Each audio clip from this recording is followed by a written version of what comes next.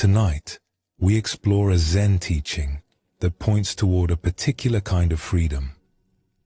It is called no mind, or in Japanese, Mushin. This does not mean a mind that is blank or dull. It is a way of being where life flows without struggle. Zen Buddhism teaches that this flowing way of being is available to us far more often than we realize. Before we begin, feel free to share what time it is and where you're listening from. We spend so much of our lives caught in thought. The thinking mind works constantly, believing it must figure everything out, control every outcome, prepare for every possibility.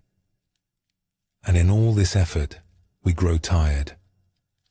We lose touch with the simpler way of being. Zen Buddhism offers another possibility. Not the absence of mind, but a mind that does not cling. When the thinking mind relaxes its grip, something else emerges. A kind of peace and natural wisdom that knows how to meet each moment without struggle. The masters who discovered this truth left us stories and teachings that point the way. As we move through these teachings tonight, allow your breath to find its own rhythm. Let your body settle wherever it is resting. There is nothing you need to figure out. Nothing you need to hold on to. The stories will unfold on their own, carrying you deeper into rest with each one.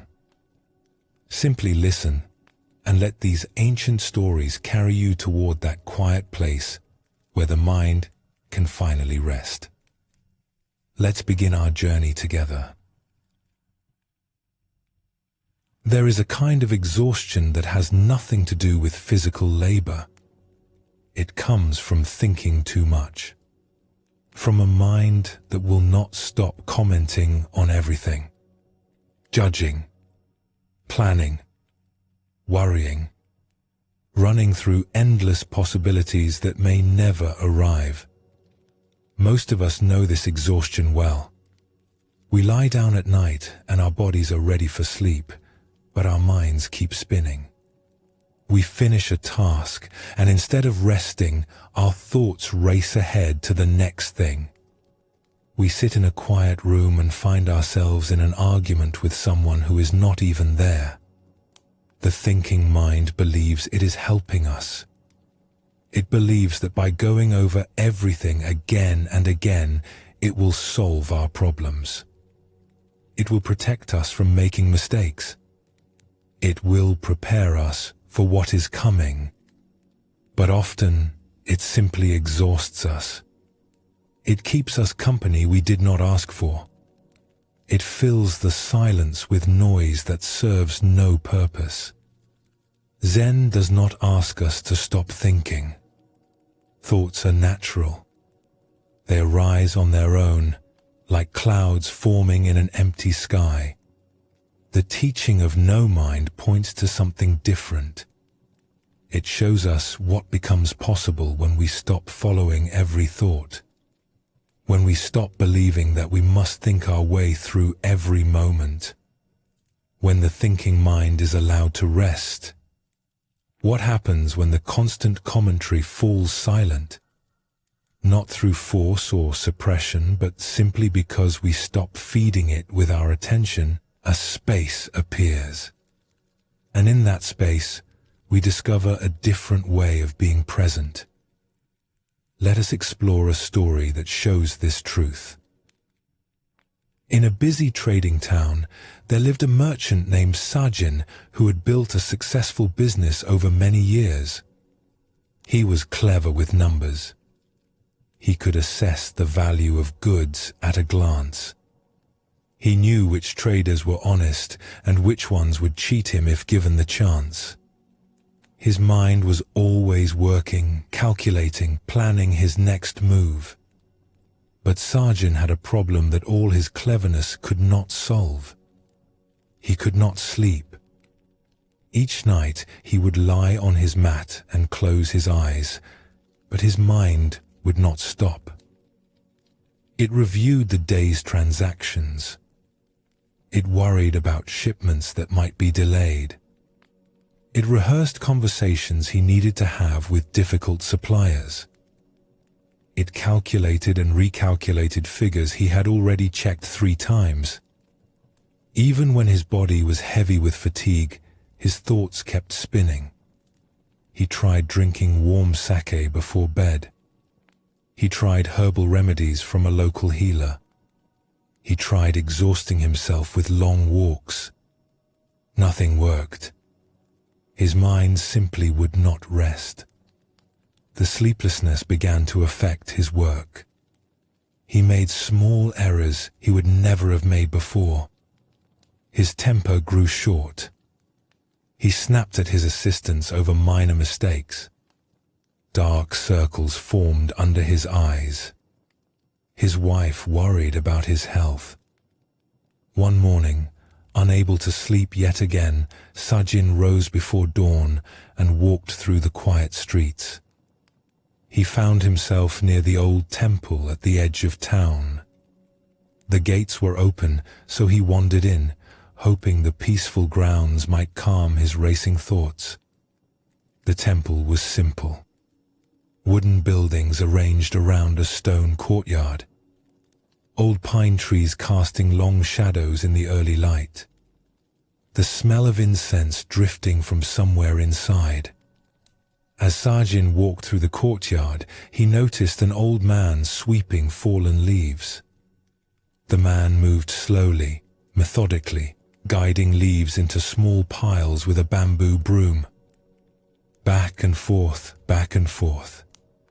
The soft scratching sound of the broom against stone was the only noise in the early morning stillness.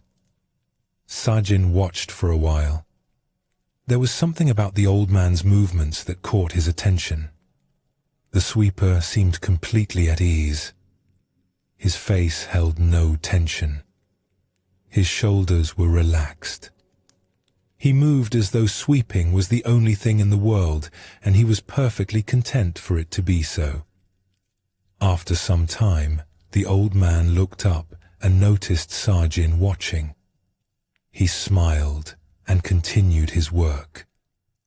Sajin approached him. "Forgive me for staring," he said. "I could not help but notice how peaceful you seem.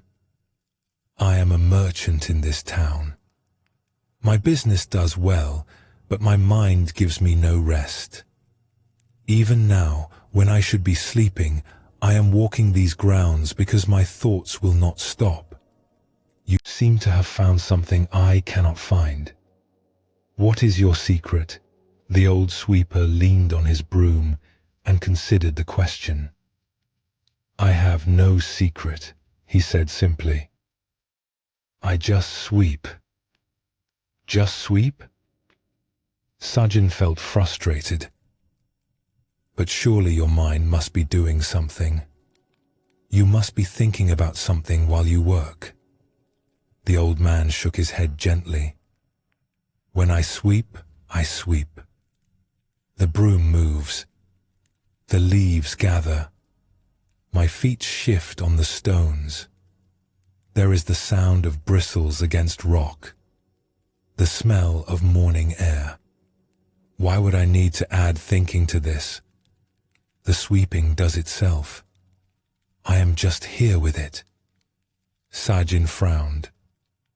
"But don't you think about your problems? Your worries? Things you need to do later?" "Problems come when they come," the old man said. "If a problem arrives, I will meet it then. Right now, there is only sweeping. If I fill this moment with thoughts about other moments, I miss the only moment that actually exists." He smiled. "Besides, thinking about problems does not solve them. It just makes this moment heavy with things that are not here."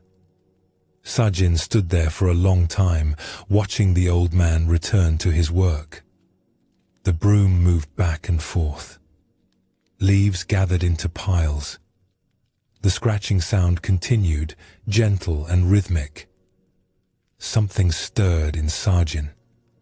He realized he had never done anything the way this old man swept.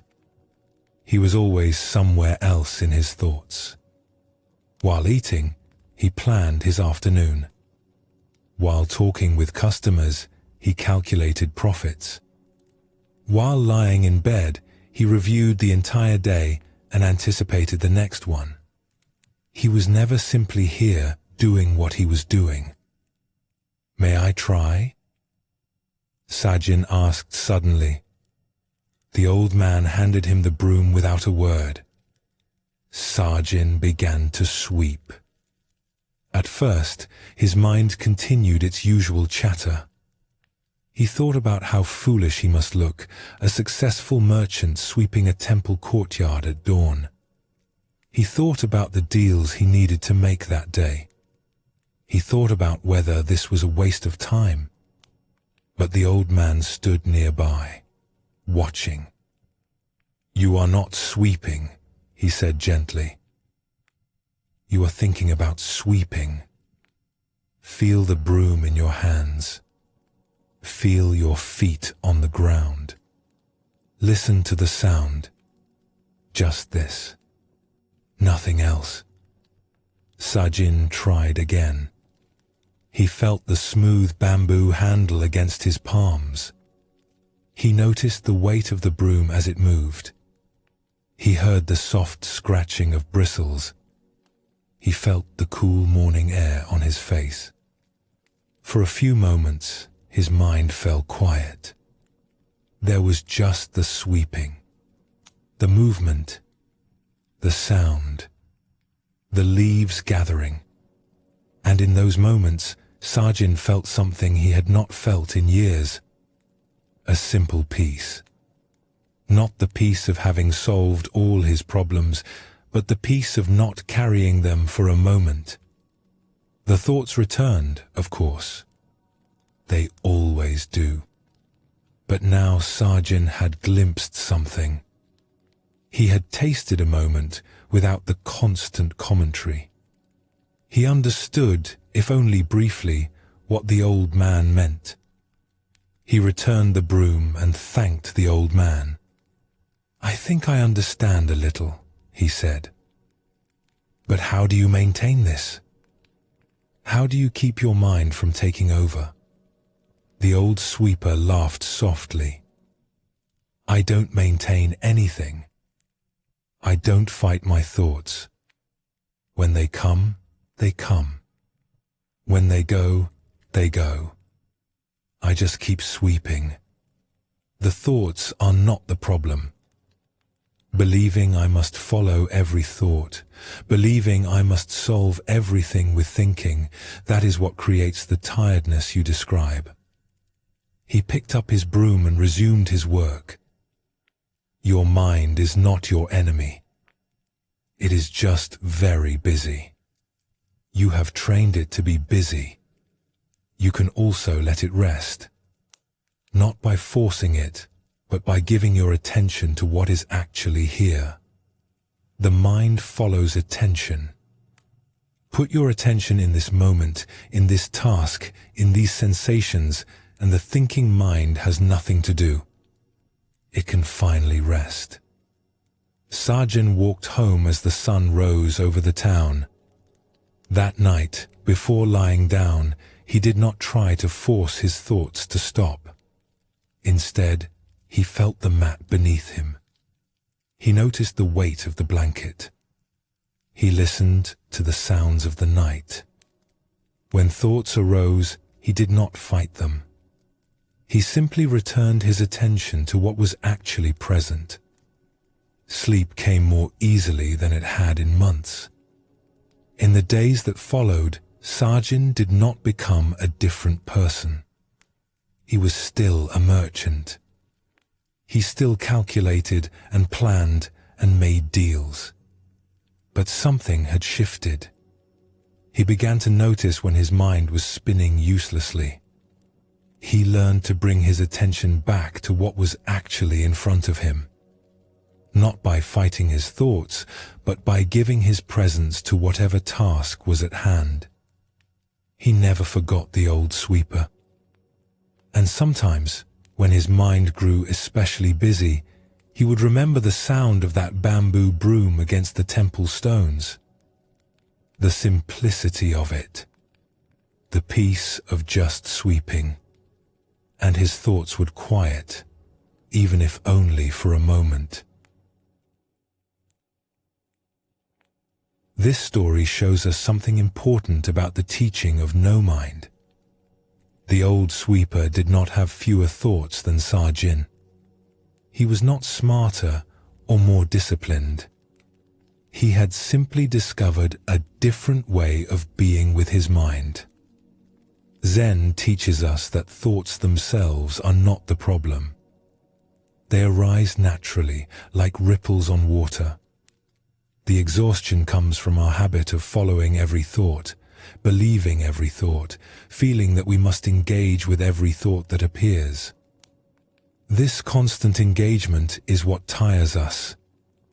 The thinking mind believes it is essential.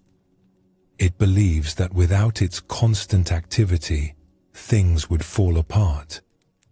It believes it must figure everything out, prepare for every possibility, solve every problem in advance. But most of this activity accomplishes nothing.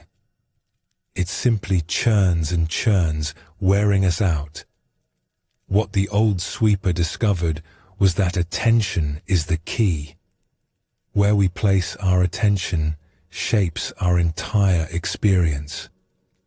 When attention goes to the spinning thoughts, we spin with them.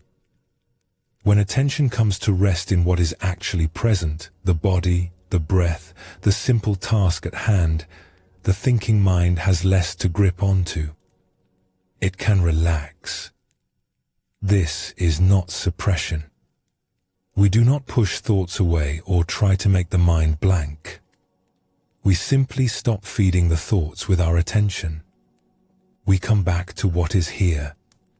The feel of the broom, the weight of the blanket, the sensation of breathing. This coming back is the practice.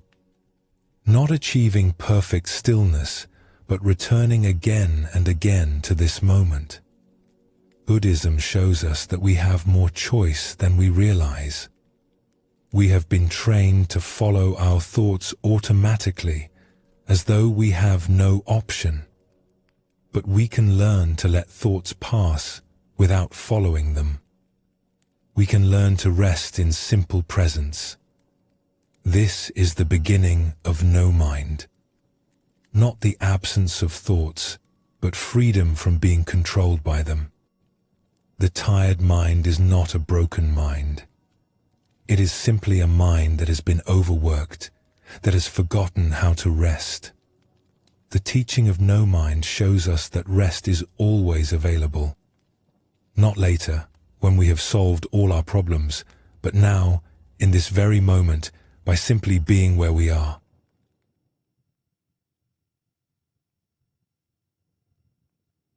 Let us explore another story that reveals more of this truth. In the same town where Sajin worked as a merchant, there lived a young scribe named Fumio.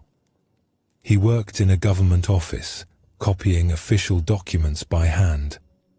His brush must form each character perfectly. There was no room for error. A mistake could change the meaning of a contract or a legal decree. Fumio took his work seriously. He had trained for years to develop his calligraphy. His teachers had praised his natural talent. When he first began working at the office, his characters flowed onto the paper with grace and precision. But something had changed. Over the past several months, Fumio had begun to struggle. His hand would cramp in the middle of copying a document. His brushstrokes, once smooth and confident, now trembled slightly. He would hesitate before making a stroke, second-guessing himself. The more he tried to focus, the worse it became. He examined his brush. There was nothing wrong with it. He checked his ink. It was the same quality he had always used. He adjusted his posture, his grip, the angle of his paper. Nothing helped. The problem, though Fumio did not recognize it, was in his mind. He had begun to watch himself too closely. Each time he raised his brush, a voice in his head would comment, "Make sure this stroke is straight. Do not press too hard. Remember the last mistake you made. Everyone is counting on you. If you fail, you will lose your position." This constant commentary created tension. His hand tightened. His shoulder hunched.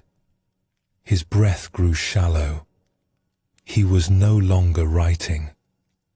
He was thinking about writing, worrying about writing, criticizing his writing, all while trying to write. The natural flow he once had was buried under layers of mental noise.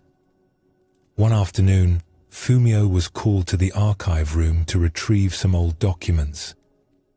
It was a dusty space in the back of the building where records from decades past were stored. Fumio rarely went there. As he searched through the shelves, he noticed an old man sitting at a small desk in the corner. The man was copying something, his brush moving steadily across the paper. Fumio had never seen him before.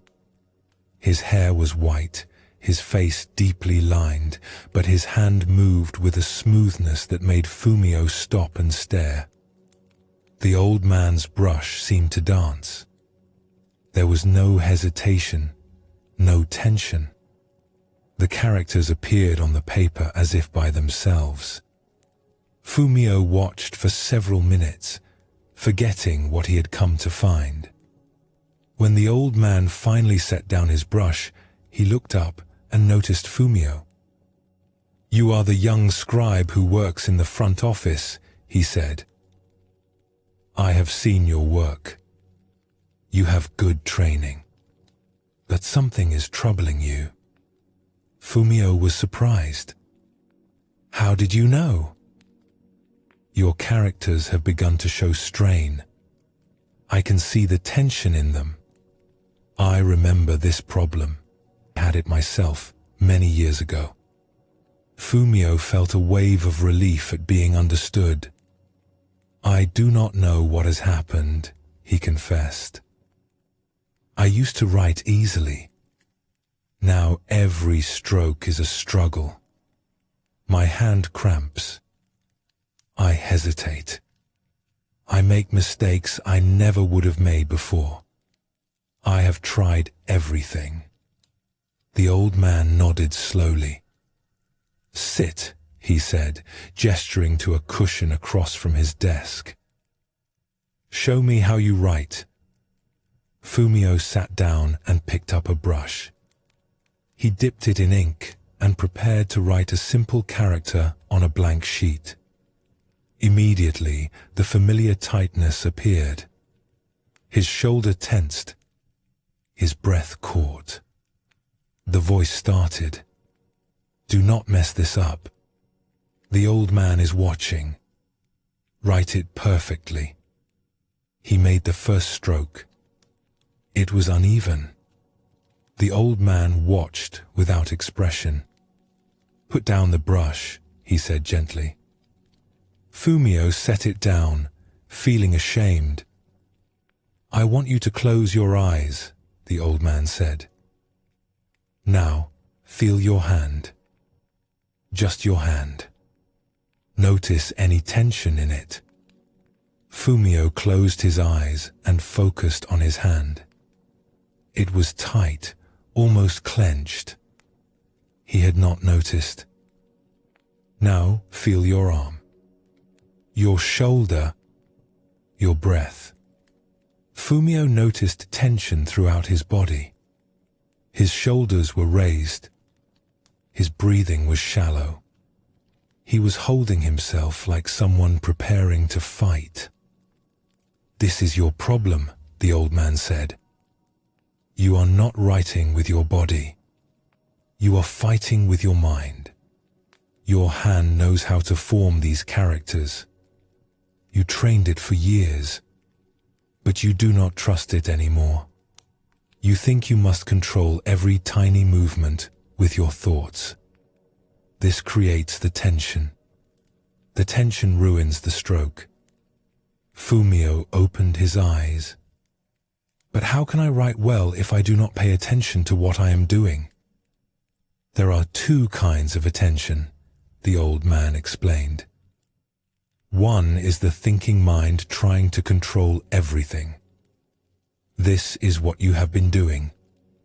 It watches and judges and interferes. The other kind of attention is simply being present. Aware, but not controlling. Open, but not grasping.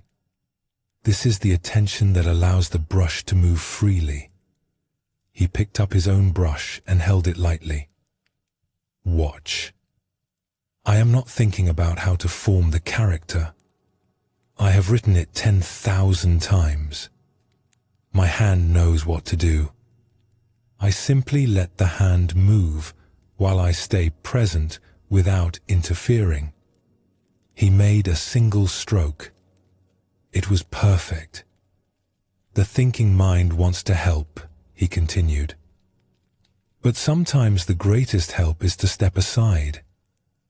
Your hand learned calligraphy. Trust it. Your job now is not to control, but to allow. Be present without thinking.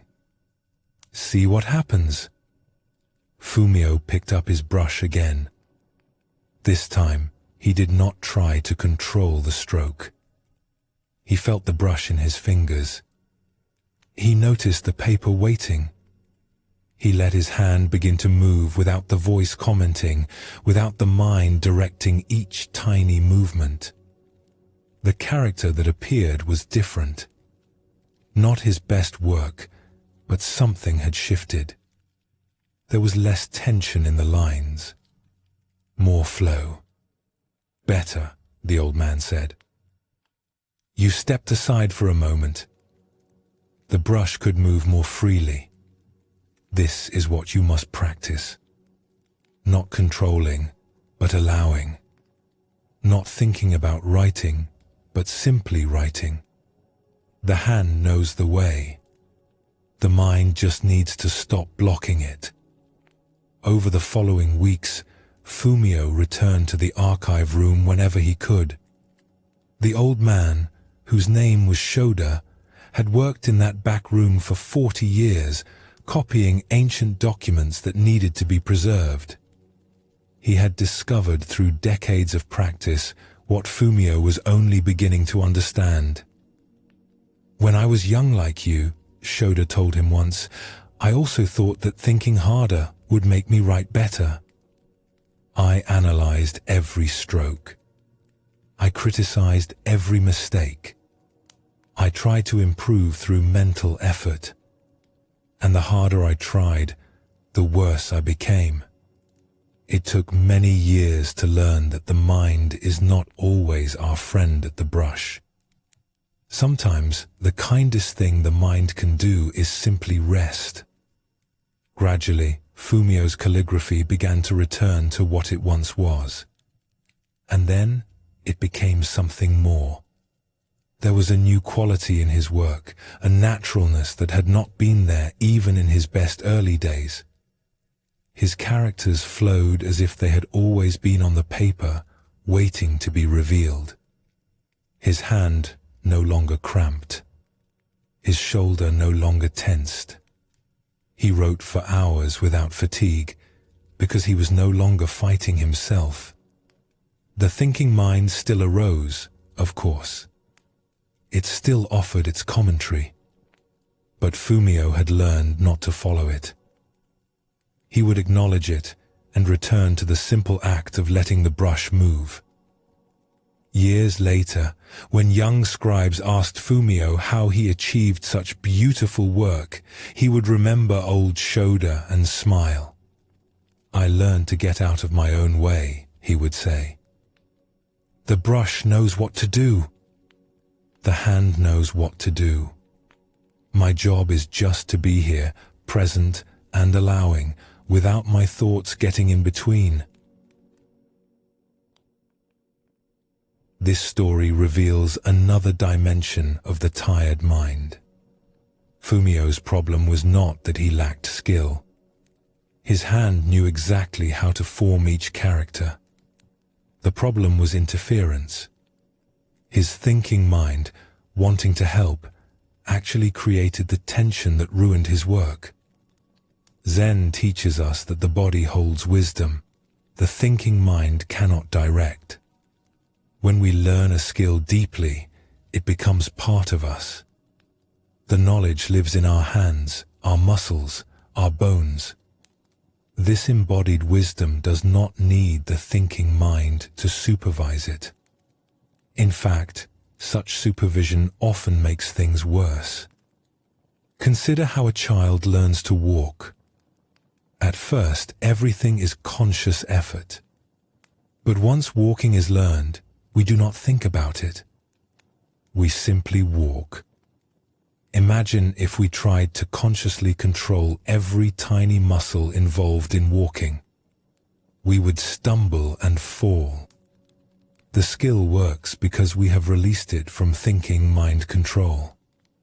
The teaching of no mind points to this natural flow. When the thinking mind steps aside, what remains is not blankness or incompetence. What remains is a deeper intelligence that knows how to respond. The hands know how to write. The body knows how to move. Something in us knows how to meet each moment when we stop interfering with too much thought. This does not mean we never think. Thinking has its place. We plan, we analyze, we solve problems. But we do not need to think constantly. We do not need to fill every moment with mental commentary. When thinking is needed, we think. When it is not needed, we can let it rest. This balance is what no mind points toward. The Buddha taught that suffering arises from grasping. We can grasp with our hands, holding too tightly to things that come and go. But we can also grasp with our minds, holding too tightly to thoughts, to the need to figure everything out, to the belief that constant thinking will keep us safe. This mental grasping exhausts us. Releasing it brings rest.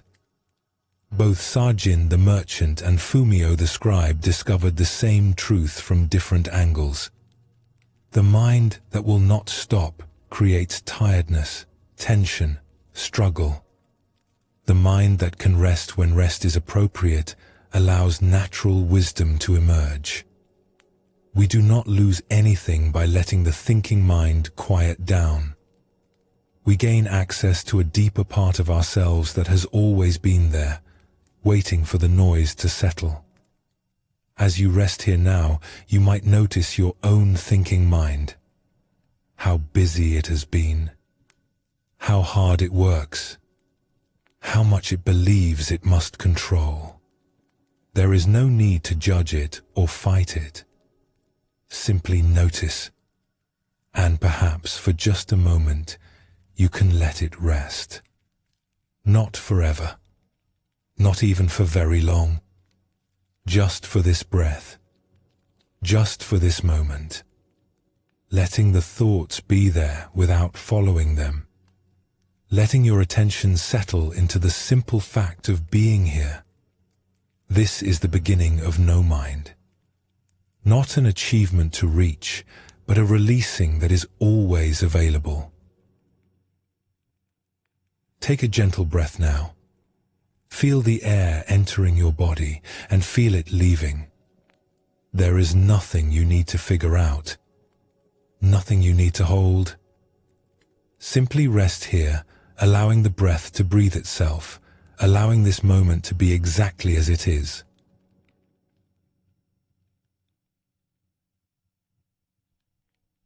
We We place great trust in our thinking minds. We believe that if we can understand something with our thoughts, we truly know it. We analyze, we reason, we figure things out. This is how we were taught to learn. This is how we believe knowledge works. But there is another kind of knowing that lives deeper than thought. It lives in our hands, in our bodies, in the quiet intelligence that does not need words. Watch a grandmother kneading bread dough. She does not think about how much pressure to apply or when the texture is right. Her hands simply know. This knowing came from years of practice, but it no longer requires thinking. It has become part of her. We all carry this kind of knowledge. The way your feet find the stairs in the dark, the way your hands catch something before you realize it, is falling. The way your body knows how to balance, how to breathe, how to heal a wound while you sleep. None of this requires the thinking mind. It happens beneath thought, guided by a wisdom we rarely acknowledge. The teaching of no mind invites us to recognize this deeper intelligence. Not to replace thinking, but to understand that thinking is not the only way we know things. When we trust what the body has learned, when we allow the hands to do what they know how to do, something flows more easily. The thinking mind can rest because it is not needed for everything. Let us explore a story that shows this truth. In a river town known for its beautiful fabrics, there lived a silk dyer named Yuma. Her family had been dyeing silk for 5 generations. The craft had been passed down from grandmother to mother to daughter, each one learning the subtle art of coaxing color into cloth. Yuma had begun learning as a small child. Before she could read or write, she knew the smell of a dye vat ready for use. She would sit beside her mother in the workshop, watching the silk lowered into the steaming vats. The air was thick with earthy scents. Wooden paddles hung from the walls. Bolts of undyed silk waited in neat stacks, pale as morning clouds. She learned to recognize the different plants and minerals that created different colors. Indigo for deep blue, gathered from leaves that had to be fermented for months before they would yield their color. Safflower for red, its petals dried and processed through a dozen careful steps. Gardenia for yellow, boiled until the water turned gold. Each substance had its own temperament, its own requirements, its own secrets. Her mother would guide her small hands, showing her how to feel the silk, how to sense when the fabric had absorbed enough color. "Do not think too much," her mother would say. "Let your hands learn. They are smarter than your head for this work." At first, Yuma did not understand. She tried to memorize rules. She tried to count the seconds the silk stayed submerged. She watched for visible signs that she could name and repeat. But her colors were inconsistent. Sometimes too pale. Sometimes too dark. Sometimes the dye did not hold at all. Then, somewhere in her 10th year of practice, something shifted. She stopped trying so hard to understand. She simply did the work, day after day, and gradually her hands began to know things her mind had never grasped.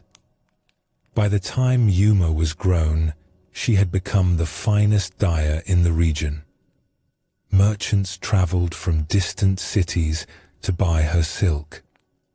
Her colors were richer, more lasting, more alive than anyone else could achieve. When people asked her secret, she found it difficult to explain. The truth was, Yuma did not think about dying anymore. When she worked, her hands moved on their own. She would lower the silk into the vat, and something in her would know exactly when to lift it out. Not from counting, not from watching the color. Something deeper than that. A feeling in her fingers, a sense in her body, a knowing that had no words. One autumn, a scholar named Tadashi came to the town. He was writing a book about traditional crafts and wanted to document Yuma's dyeing techniques. He arrived at her workshop with paper and ink, ready to record every detail of her process. Yuma welcomed him politely and agreed to let him observe. She was preparing a batch of indigo dye that morning, one of the most difficult colors to work with. Indigo is temperamental. The dye vat must be kept at exactly the right condition. The silk must be dipped and lifted at precise intervals. Too long in the vat and the color becomes muddy. Too short and it will not hold. Tadashi watched intently as Yuma prepared the vat. He asked questions constantly. How hot should the water be? How much indigo per measure of water? How do you know when the vat is ready? Yuma tried to answer, but she found his questions difficult. She had never measured the water temperature with an instrument. She simply put her hand near the surface and felt whether it was right. She had never weighed the indigo. She added it until the vat looked correct, until it smelled correct, until something in her said it was enough. But how do you know? Tadashi pressed. There must be some method, some rule you follow. Yuma considered this. When I was young, my mother taught me. She would guide my hands and show me what to feel for. At first, I did not understand. I could not feel what she felt. But after many years, my hands learned. Now they know things I cannot explain with words. Tadashi frowned and wrote something in his notebook. He seemed dissatisfied with this answer. Yuma lifted a piece of silk and lowered it into the indigo vat. She held it beneath the surface, her eyes half closed, her attention somewhere inside her hands. After a time that seemed random to Tadashi, she lifted the cloth out. It emerged looking greenish and dull. It does not look blue, Tadashi observed. Wait, Yuma said. As the silk met the air, something remarkable happened. The greenish color began to shift. Slowly, like dawn breaking, the fabric transformed into the most beautiful deep blue Tadashi had ever seen. It was the color of a summer night sky just after sunset. How did you know when to lift it? He asked, amazed. Yuma smiled. I felt it was ready. But what did you feel? Yuma was quiet for a moment. I do not know how to say it. There is a moment when the silk has taken what it needs. The weight changes slightly. The way it moves in the liquid shifts. Something tells my hands it is time. But if I try to think about it, if I try to watch for the signs deliberately, I miss them. I can only feel them when I am not trying to feel them. Tadashi spent 3 days at Yuma's workshop.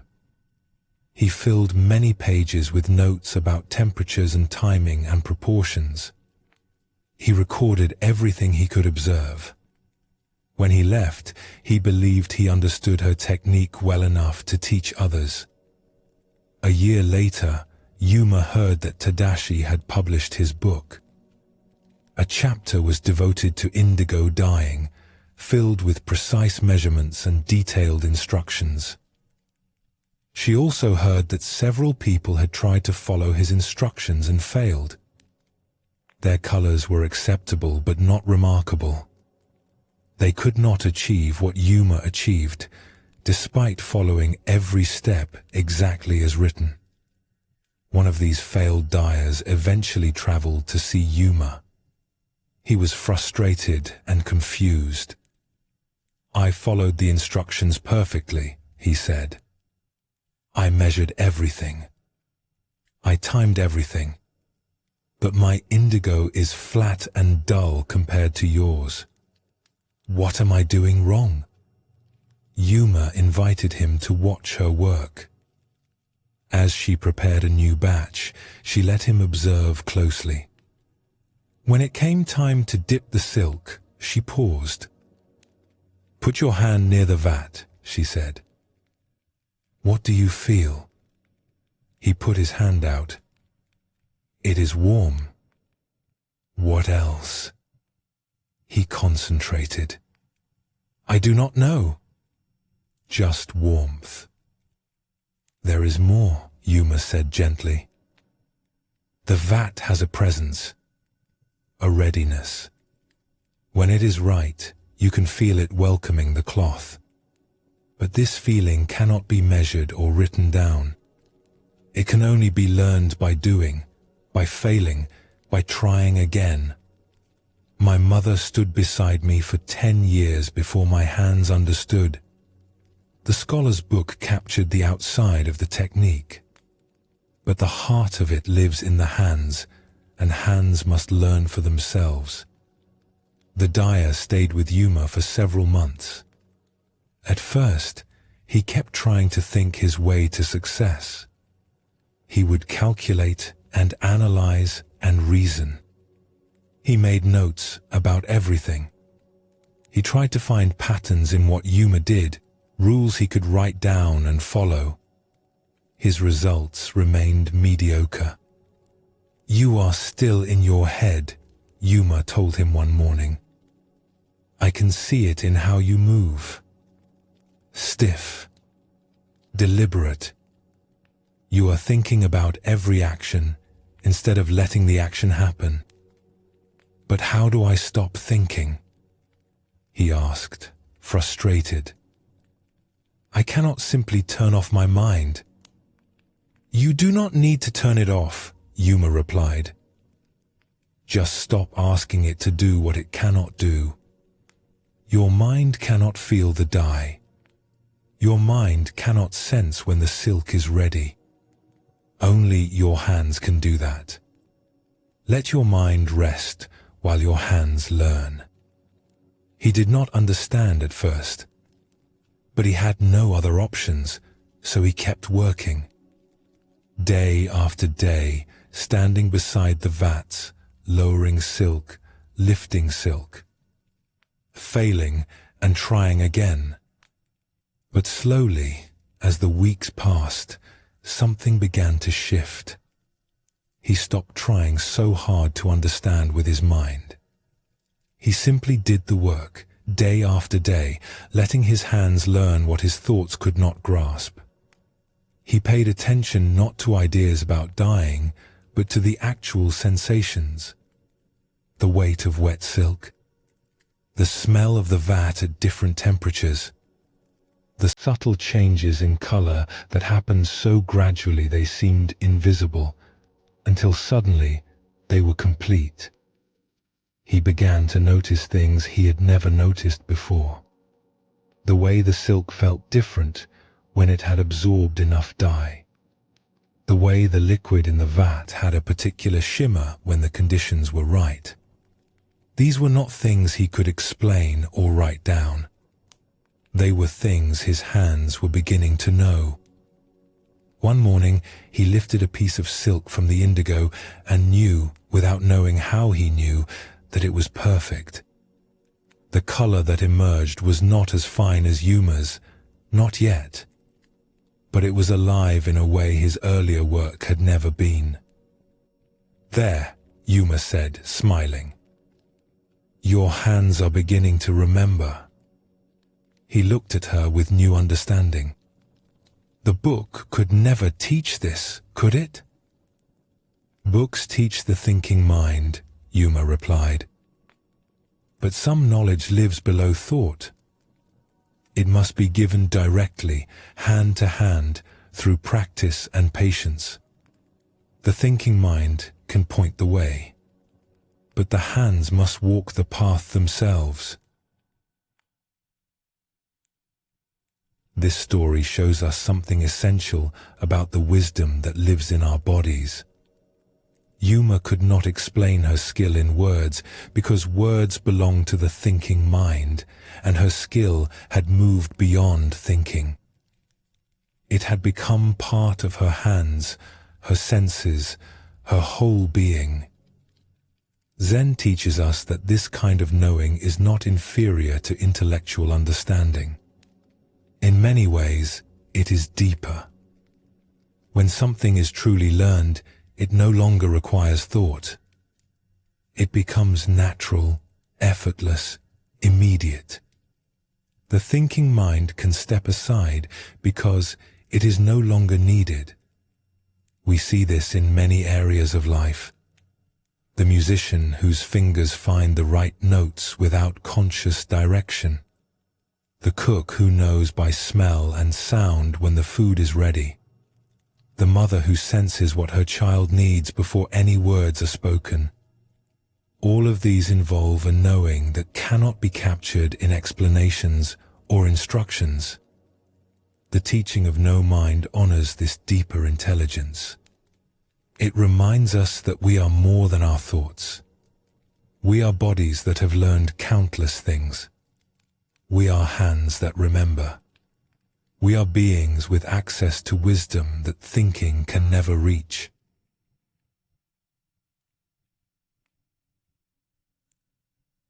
Let us explore another story that reveals more of this truth. Along a wide river that was difficult to cross, there lived a ferryman named Tomo. He had been born blind. He had never seen the river he crossed every day, never seen the passengers who rode in his boat, never seen the far shore he aimed for with each journey. His mother had wept when he was born and did not open his eyes. His father had wondered what would become of a blind son. But Tomo's grandfather, himself an old ferryman, had taken the child under his protection. "The river does not care whether you can see it," he had said. "It only cares whether you can feel it."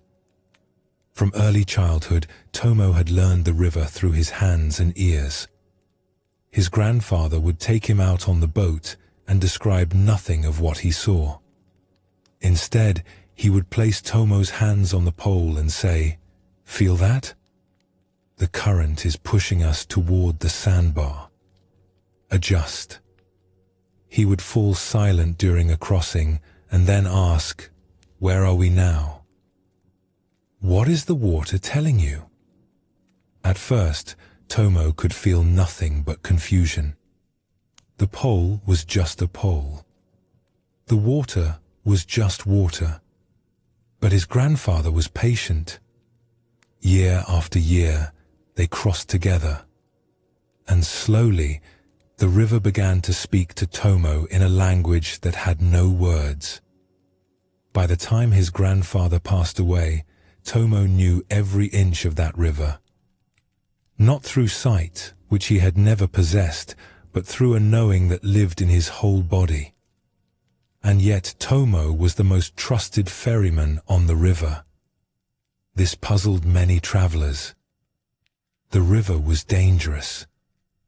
Strong currents ran beneath the surface. Sandbars shifted with the seasons. Rocks lurked in unexpected places. Other ferrymen, men with good eyesight who had worked the river for years, sometimes ran aground or lost their way in fog. But Tomo never did. One day, a young ferryman named Genji came to learn from Tomo. Genji had been working a different stretch of the river and had grown frustrated. Despite his sharp eyes and careful attention, He struggled in difficult conditions. When mist rose from the water or storms darkened the sky, he became uncertain and made mistakes. He had heard about the blind ferryman who never erred, and he did not believe it. He came to see for himself. Tomo welcomed him aboard for a crossing. The day was clear, the water calm. Genji watched as Tomo untied the boat and pushed off from the shore. The blind man's movements were confident and unhurried. He positioned himself at the pole and began to guide the boat into the current. Genji watched carefully, trying to understand what Tomo was doing differently. The old man seemed to be listening, his head tilted slightly. His hands on the pole were light, sensitive. He made small adjustments constantly, responding to things Genji could not detect. "How do you know where to steer?" Genji asked. "I listen," Tomo said. "The river is always speaking. The sound of the current tells me where the deep water runs. The echo from the shore tells me how far I have traveled. The way the boat moves beneath my feet tells me about the currents that are pushing us." Genji listened but heard only the general sound of water. "I hear the river, but it all sounds the same to me." Tomo smiled. "When you rely on your eyes, your ears grow lazy. You look at the water and think you know what it is doing. But water hides much beneath its surface. I cannot be fooled by how things look. I can only know how things are." They reached the middle of the river where the current was strongest. Genji felt the boat being pushed sideways. He would have fought against it, struggling to hold a straight course. But Tomo did something different. He let the current take the boat, adjusting his angle so that the river's push actually helped them move toward their destination. "You work with the river," Genji observed. "I have no choice," Tomo replied. "I cannot see it, so I cannot oppose it. I can only feel what it is doing and respond. The river is much stronger than me. If I fight it, I lose. If I feel its movement and adjust to it, we both get what we need." As they approached the far shore, a light mist began to rise from the water. Genji felt a familiar anxiety. In mist, he lost his bearings easily. Landmarks disappeared. Distance became impossible to judge. He had run aground in such conditions more than once. But Tomo showed no concern. He continued his steady work with the pole, making adjustments Genji could not understand. When they touched the far bank exactly where they had aimed, Genji was astonished. "How did you find the landing in this mist?" "I cannot see it even now." "I felt it," Tomo said simply. "The way the water moves changes near the shore. The sound changes too. And there is a smell when we are close. Wet earth. The plants that grow at the water's edge. I have crossed this river 10,000 times. My body knows the way." Over the following weeks, Genji returned many times to learn from Tomo. The old man did not lecture or explain in great detail. Instead, he had Genji close his deep channel sounds different from the shallows. Day after day, Genji practiced with his eyes closed. Slowly, impossibly, he began to sense things he had never noticed with his eyes open. The language of the river revealed itself in vibrations through the pole, in the movement of the boat, in sounds he had always heard but never truly listened to. He learned that the current changed its voice depending on depth. Shallow water had a different texture, a different sound when the pole touched bottom. He learned that approaching the shore created subtle echoes he had never consciously noticed. He learned that even the wind on his face told him something about where he was on the river. One afternoon, a sudden storm caught them in the middle of a crossing. The sky went dark. Rain pounded the water. Visibility dropped to almost nothing. Genji would have panicked in such conditions before. But now, with all he had learned, he found himself becoming calm. He could not see, so he stopped trying to see. He felt the boat. He felt the current. He listened to the rain hitting the water around them. And somehow, from all these sensations, he knew which way to go. They reached the shore safely. Genji opened his eyes as the rain began to ease. His hands were trembling, but not from fear. From something else.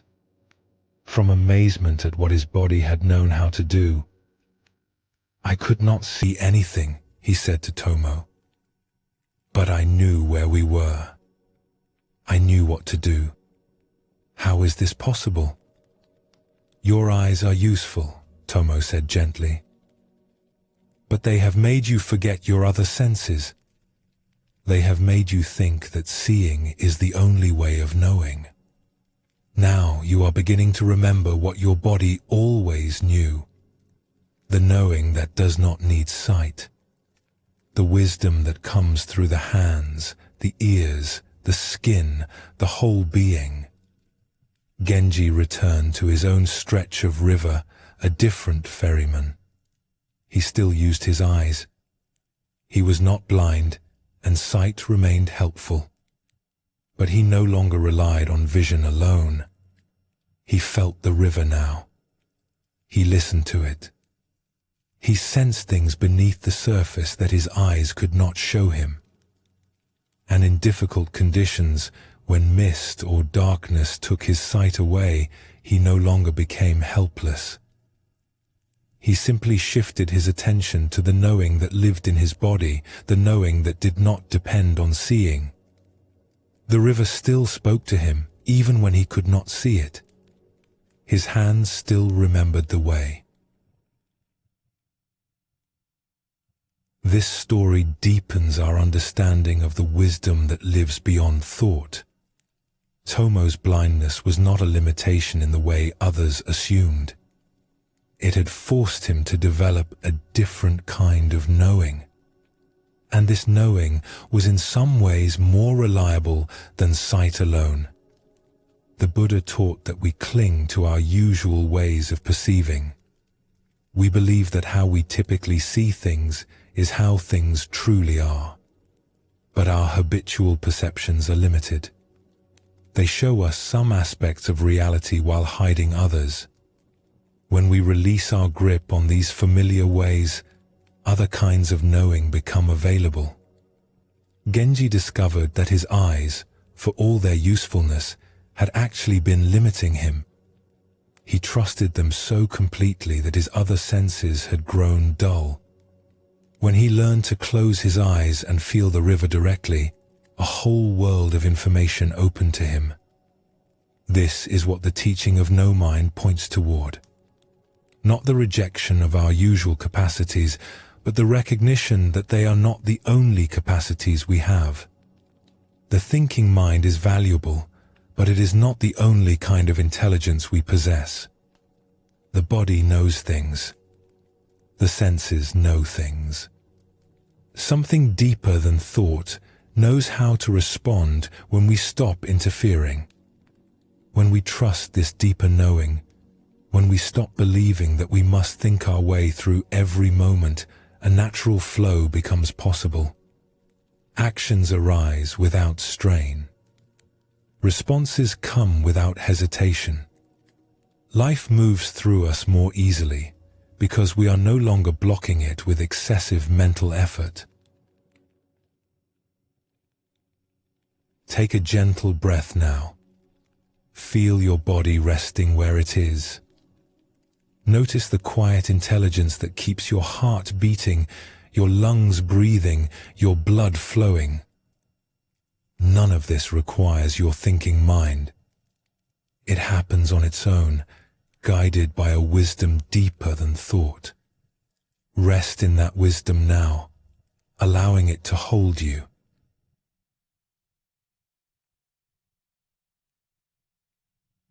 In Zen, there is a teaching about forgetting the self. This does not mean losing our memory or becoming confused about who we are. It points to something more subtle. There is a part of us that watches everything we do. It comments. It judges. It worries about how we appear to others. This watcher creates a kind of split inside us. One part acts, another part observes and evaluates the action. Zen shows us that when this watcher dissolves, even for a moment, something remarkable happens. Action becomes whole. We are no longer divided against ourselves. The Buddha spoke often about the burden of self-concern, how we suffer because we are constantly protecting and promoting this sense of I. We worry about how the I looks to others. We fear that the I will fail or be embarrassed. We compare our I to other people and feel either superior or inadequate. All of this mental activity creates tension and separation. It pulls us out of direct experience and into a story about ourselves having the experience. Buddhist practice invites us to investigate this self that seems so solid. When we look closely, we find it is more like a process than a thing. Thoughts arising and passing. Sensations coming and going. A constant flow that we have mistaken for something fixed. When we stop clinging to this constructed self, when we forget to maintain it even for a moment, we discover a freedom that was always available. This forgetting is not something we force. We cannot try hard to forget ourselves. That very trying comes from the self that wants to achieve something. Instead, forgetting happens naturally when we become fully absorbed in what we are doing. The musician lost in the music. The gardener lost in the garden. The child lost in play. In these moments, the watcher disappears because attention has become complete. There is just the activity happening by itself. This is what Zen calls no mind in action. Not the absence of awareness, but awareness without a watcher standing apart. Let us explore a story that shows this truth. In a mountain village known for its musical traditions, there lived a young man named Kira who played the bamboo flute. He had studied since childhood, and his teacher often praised his natural gift. When Kira played alone, in the forest or by the stream near his home, the music that came from his flute was beautiful beyond words. It seemed to arise from somewhere deeper than technique. Birds would stop their own songs to listen. The wind itself seemed to pause. But Kira had a problem that caused him great suffering. Whenever other people were present, his playing changed. His fingers, so fluid and sure when he was alone, became stiff and hesitant. His breath, so natural and full in solitude, grew shallow and tight. The music that had flowed so freely would stumble and falter, but something essential was missing. The aliveness that filled his solitary playing disappeared completely. What remained was competent but empty, like a flower made of paper instead of one that had grown from the earth. Kira tried everything he could think of to overcome this difficulty. He practiced more hours each day, rising before dawn to play until his fingers ached. He performed for small groups of friends and family, hoping to grow accustomed to being watched. He stood before mirrors and played to his own reflection, trying to become comfortable with being seen. He told himself firmly that there was nothing to fear, that the listeners wanted him to succeed, that he had played perfectly 1,000 times alone and could do so again. None of it helped.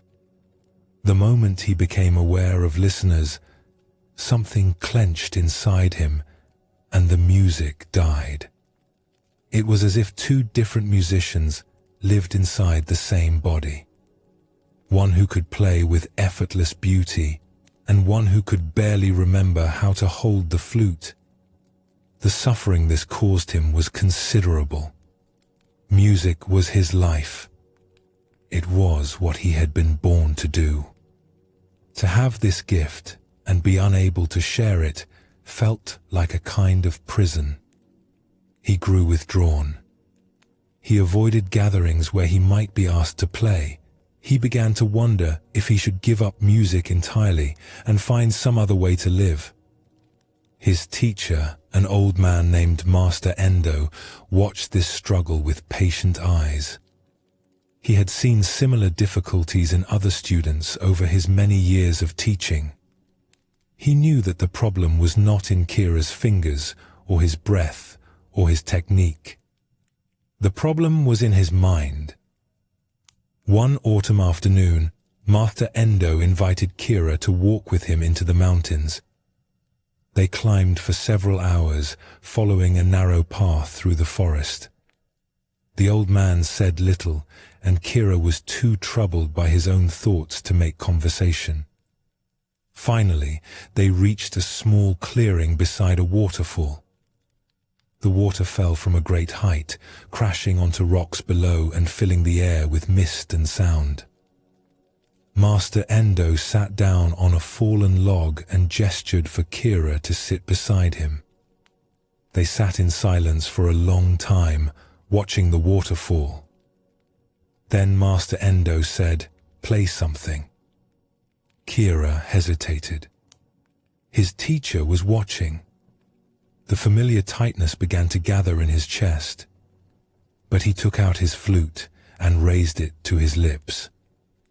The first notes were stiff, as he had expected. He could feel himself watching himself, judging each sound, worrying about what his teacher was thinking. The music came out thin and lifeless. But then something unexpected happened. The sound of the waterfall was so loud that Kira could barely hear his own playing. The roar of falling water swallowed the notes almost as soon as they left his flute. He found that he could not monitor his playing in the usual way.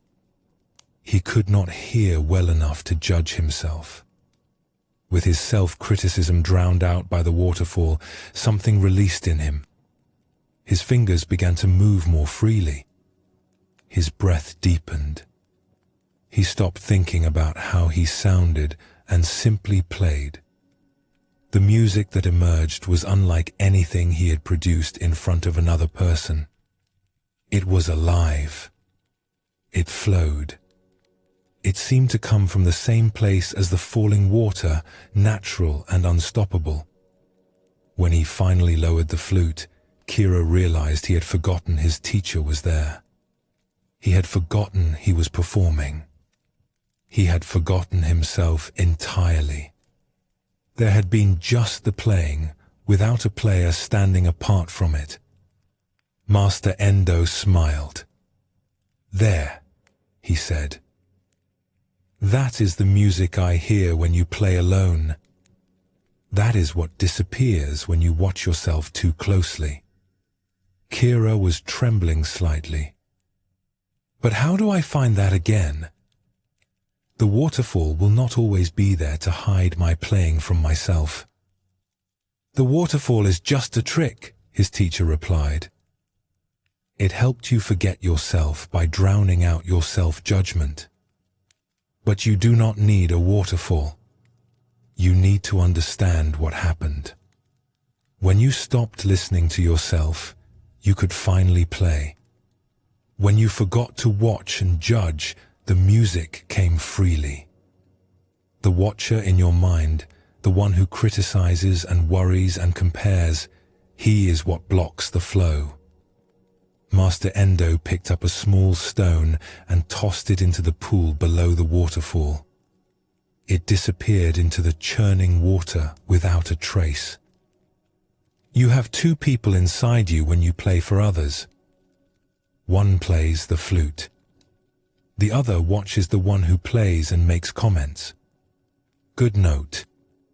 Bad note. They are listening. What do they think of me? Am I making mistakes? This second one, the watcher, creates all the problems. When you play alone, he is quiet because there is no one to impress or fear. When others are present, he becomes very loud. The music cannot flow because you are divided. Part of you plays, part of you watches and judges. The playing becomes self-conscious. It loses its naturalness. Kira understood.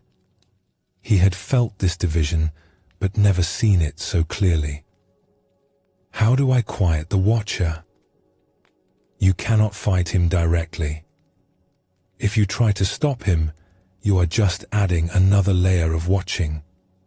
Watching yourself. Watching yourself. This makes things worse, not better. Master Endo smiled gently. Instead, you must give all your attention to the music itself. Not to how you are playing, but to the music. Listen to it as if you were in the audience. Let yourself be absorbed by the sound, the feeling, the life of each note. When attention becomes complete, there is no attention left over for watching. The watcher starves because you are feeding him nothing. They sat by the waterfall until the sun began to set. Then they walked back down the mountain in the fading light. In the weeks that followed, Kira practiced what his teacher had shown him. It was not easy. The habit of self-watching was deeply ingrained. Many times he would begin to play and immediately feel the watcher arising, commenting, judging. But he kept bringing his attention back to the music itself. Not to how he was producing it, but to what was being produced. Listening as a listener would listen. Slowly, gradually, something shifted. There were moments when the watcher faded and the music flowed freely, even with others present. These moments came more often as he practiced. He learned to recognize when he was dividing himself and how to let that division heal. One winter evening, Kira was invited to play at a gathering in the village. Many people came to listen, including Master Endo. Kira felt the old fear arise as he looked out at all the watching faces. The watcher in his mind began its familiar commentary. They are all looking at you. Do not make mistakes. What will they think? But then Kira did something he had learned by the waterfall. He let his attention drop fully into the music. He stopped listening to the watcher and started listening to the notes. The first phrase flowed from his flute, and he let himself be absorbed by it, as if he were hearing it for the first time, as if someone else were playing. The watcher tried to arise several times during the performance. But each time, Kira gently returned his attention to the sound itself. And each time, the division healed and the music flowed. When he finished, the room was silent. Then people began to speak all at once. their voices full of something Kira had never heard in response to his playing before. They were moved. The music had touched them. Later, Master Endo found him standing alone outside, looking up at the winter stars. "Tonight you forgot yourself," the old teacher said. The music played itself. "You were not in the way." Kira nodded. He felt different somehow. Lighter. "I think I understand now. When I stop watching myself, the self is not a problem. It was never my playing that was blocked. It was my attention to my playing. When I attend to the music instead of to myself making music, everything flows." This is the teaching, Master Endo said. In music, in life, in everything. The self that watches and worries creates separation. When we forget this self, even for a moment, we become whole. The flute plays the flute. The music makes itself. We are not doing it. We are just here, allowing it to happen. This story shows us what Zen means by forgetting the self. Kira did not become a different person. He did not lose his memory or his identity. He simply stopped standing apart from his own experience, watching and judging. When he forgot to maintain that separation, when his attention became fully absorbed in the music rather than in himself making music, the natural flow returned. We can recognize this experience in our own lives. Those moments when we were so engaged in something that we lost track of time. When we looked up and hours had passed without our noticing. In those moments, the watcher was absent. We were simply doing what we were doing completely.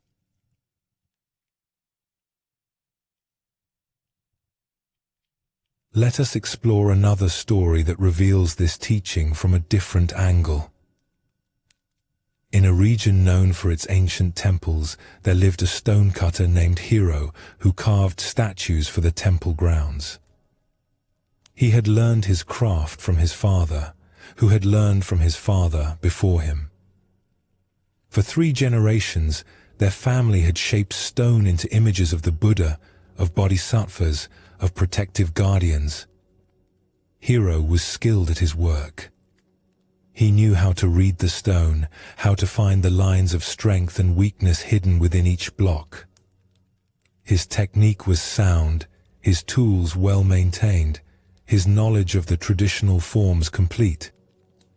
The statues he produced were correct in every proportion and detail. But something was missing. Hiro felt it, though he could not name it. When he looked at his finished work, it seemed somehow empty. The forms were right, but they did not live. They looked like statues. They did not look like beings captured in stone. Customers were satisfied. Temples accepted his work and paid him well. Other stonecutters respected his skill. By all outward measures, he was successful. But Hiro knew the truth. His statues were shells. Beautiful shells, perhaps, but empty of whatever made the old masterworks so powerful. He had seen work by the old masters that was different. Statues carved centuries ago that still seemed alive. Faces that held genuine compassion. Hands that seemed about to move. There was a Buddha at the temple in the next valley that had been carved 400 years ago. Hiro had traveled there many times just to sit before it. That stone face radiated something his work never achieved. Peace. Presence.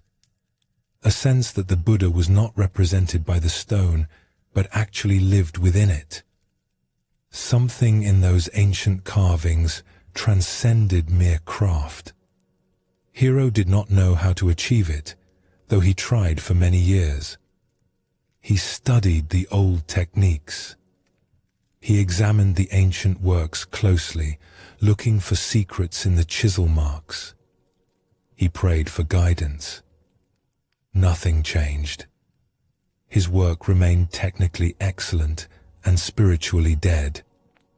His father had died when Hiro was young, too soon to pass on whatever secret might have made the difference. Hiro had learned the techniques, the proportions, the proper way to hold the chisel.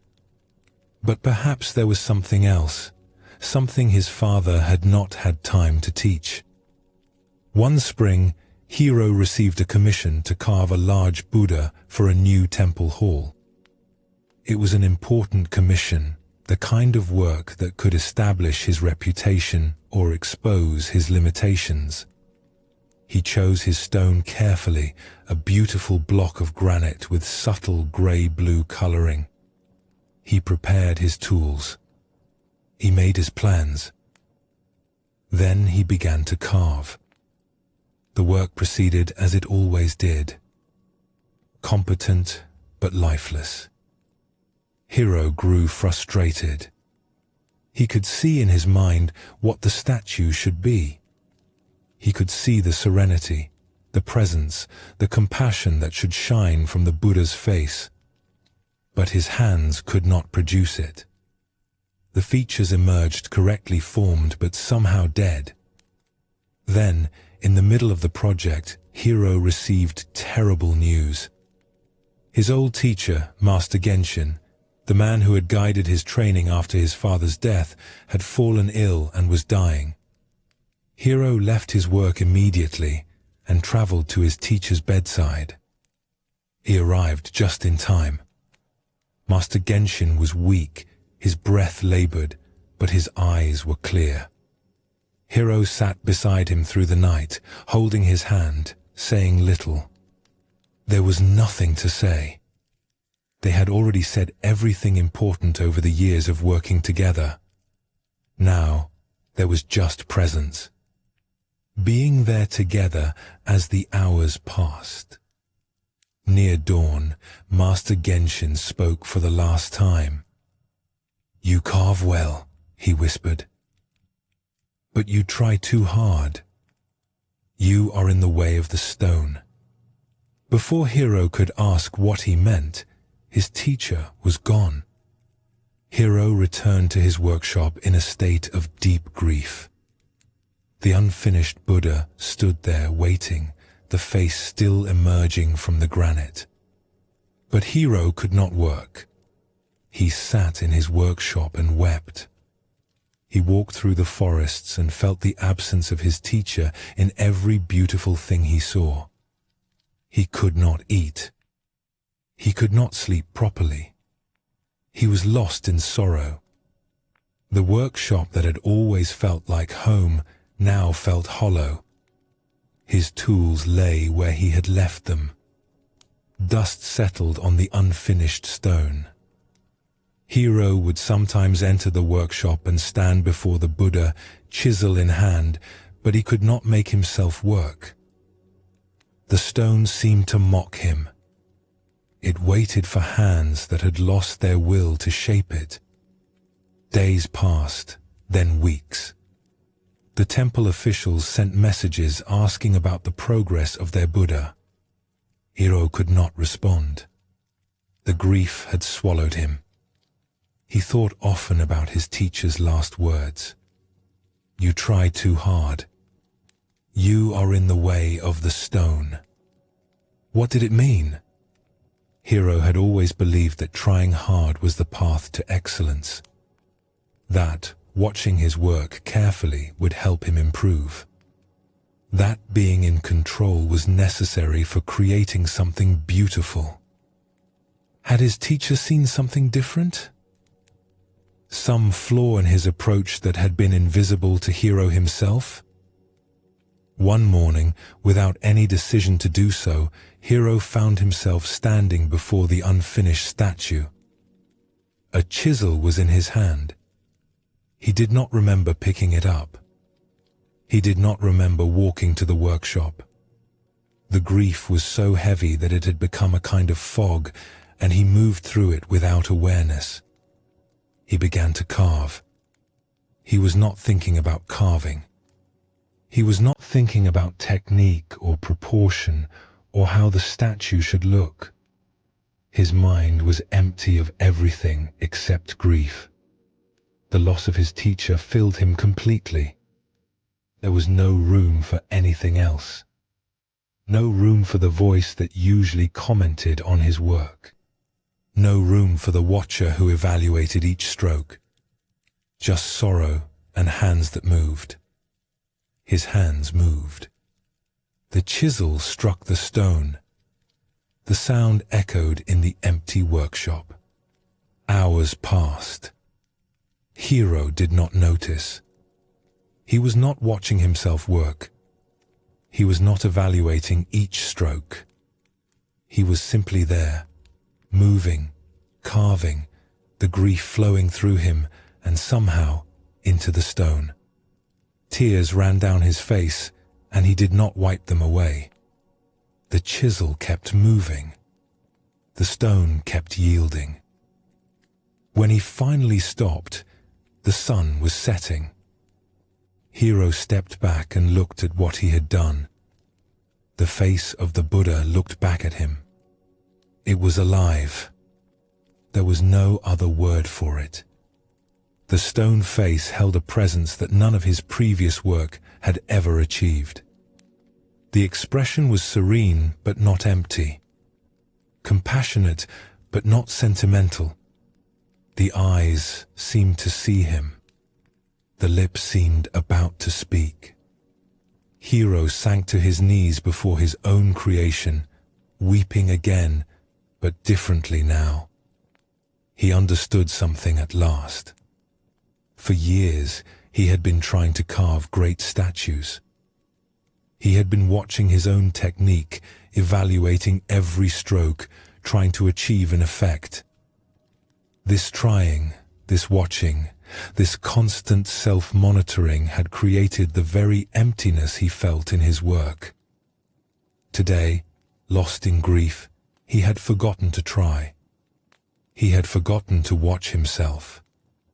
He had forgotten to be Hiro the stonecutter attempting to create art. There had been just the carving, happening by itself, his hands moving without supervision. This was what his teacher had meant. You are in the way of the stone.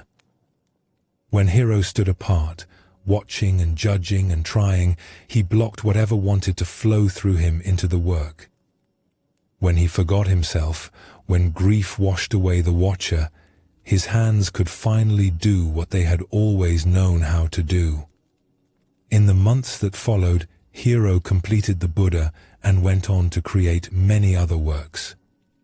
Not all of them achieved what he had achieved on that grief-filled day. The watcher returned often, and with him came the old emptiness. But now Hiro understood what was happening. He knew that his best work came when he forgot to be Hiro, the stonecutter carving stone. When he simply carved. He developed ways to help himself forget. Sometimes he would work in dim light, where he could not see clearly enough to judge. Sometimes he would carve in rhythm with his breathing, letting the breath guide his hands. Sometimes he would simply wait until he felt that strange quiet inside, that absence of the watcher, before beginning. The temple officials who received the completed Buddha were astonished. They had expected good work from Hiro. They had not expected this. The statue became famous in the region.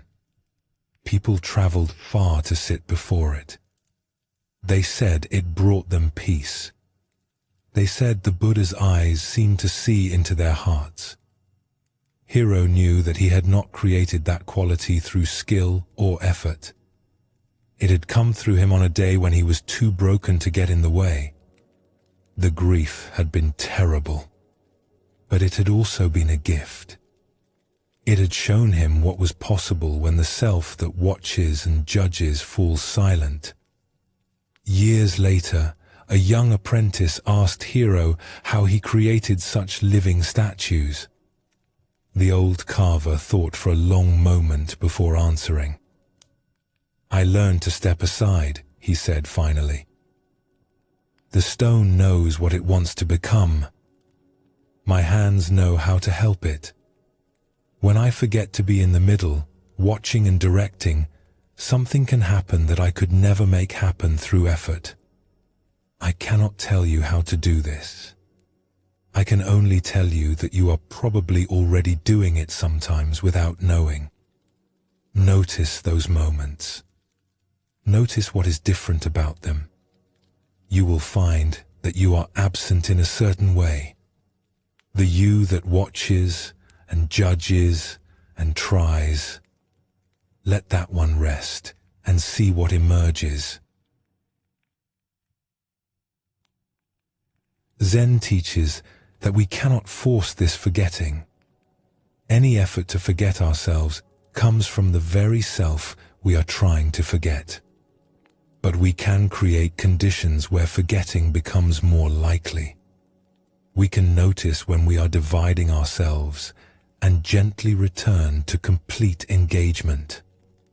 We can let go of trying to achieve particular results and simply give ourselves to the activity at hand. Both Kira and Hiro discovered this truth through different paths. One learned to give his attention completely to the music. The other was emptied by grief until there was no watcher left. Both found that their best work, their most natural expression, arose when they stepped out of their own way. This is the art of forgetting. Not a loss, but a release. Not emptiness, but wholeness. When the self that watches and judges falls away, what remains is not nothing. What remains is life, flowing naturally, doing what it has always known how to do. Take a gentle breath now. Feel yourself resting here. Notice if there is a part of you watching yourself rest, commenting on how it is going. And if there is, let that be okay too. Simply notice and return your attention to the breath itself. The simple sensation of air moving. This moment, happening by itself, without anyone needing to manage it.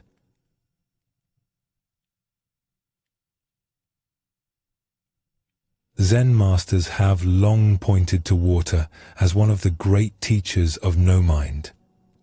The Buddha himself used water in many teachings, showing how it reflects the nature of reality and the path to freedom. Water does not struggle. It does not plan its course or worry about obstacles. It simply flows, responding to whatever it meets with a kind of effortless intelligence. When water encounters a rock, it does not stop to consider what to do. It does not become angry at the obstruction or anxious about finding a way around. It simply moves. It flows over, around, or under. It finds the path of least resistance without calculating that path. This is not passivity. Water is enormously powerful. It carves canyons through solid rock. It shapes mountains over time. But its power comes not from force or struggle. It comes from persistence and flexibility. From moving with conditions rather than against them. Zen teaches that the mind can be like water. When thoughts arise, we do not need to fight them or push them away. We can let them flow through like water flowing around stones. When difficulties appear in our lives, we do not need to meet them with rigid resistance. We can respond fluidly, finding the way that opens naturally before us. This is not weakness or giving up. It is a different kind of strength. The strength of yielding. The power of not forcing. The Tao Te Ching, an ancient text that deeply influenced Zen Buddhism, says that nothing in the world is softer than water, yet nothing is better at overcoming the hard and rigid. This teaching points to a profound truth. What seems weak is often strong. What seems passive is often powerful. The mind that flows like water accomplishes what the rigid, forcing mind cannot. When we watch water, we see no mind in action, no hesitation, no deliberation, no second guessing, just continuous, appropriate response to whatever is present. This is what becomes possible when we stop overthinking and allow our natural intelligence to guide us. Let us explore a story that shows this truth. High in the mountains, where the air was thin and cold, there lived a young nun named Emmy. She had come to the remote monastery seeking peace. Her mind had always been busy, restless, full of thoughts that spun and tangled like threads in a windstorm. Even as a child, she had lain awake at night while her thoughts raced. Even in the quietest moments, her mind had chattered on, commenting, worrying, planning, remembering. She hoped that the quiet of the mountains and the discipline of monastic life would bring her the stillness she craved. Surely, she thought, if she removed herself from the noisy world, if she devoted herself to meditation and simple living, her mind would finally calm. But the stillness did not come. Even in this peaceful place, surrounded by silence and snow, her mind continued its ceaseless churning. During meditation, thoughts arose in endless streams. One thought led to another, then another, an unbroken chain that pulled her away from her breath, away from the present moment, into memories and fantasies and worries. During work, her mind wandered to concerns about whether she was doing things correctly, whether the other nuns judged her, whether she would ever find what she was seeking. During meals, she barely tasted the food because she was so lost in her thinking. The other nuns seemed calmer. They moved through their days with a quality of ease that Emmy envied deeply. She watched them and wondered what was wrong with her. Why could she not quiet her mind? Why did peace remain so far away despite all her efforts? Perhaps they had some secret they had not shared with her. Perhaps they had been born with quieter minds. Perhaps she was simply defective in some way that could not be fixed. She tried harder. She sat for longer hours in meditation, determined to force her mind into silence. She focused with intense concentration, pushing away each thought that arose. But this only made things worse. The harder she fought her thoughts, the more thoughts came. The more she struggled for peace, the more agitated she became. It was like trying to still water by slapping it with her hands. Each effort created more disturbance. One spring afternoon, when the snow had begun to melt, Emmy walked alone through the forest above the monastery. She felt exhausted and discouraged. Perhaps she was not suited for this path. Perhaps some people were simply born with busy minds and nothing could change that. She came to a place where a mountain stream flowed over rocks and fallen logs. The water was cold and clear, fed by melting snow from higher up. Emmy sat down on a boulder and watched the stream without any particular intention. She was too tired to meditate or practice.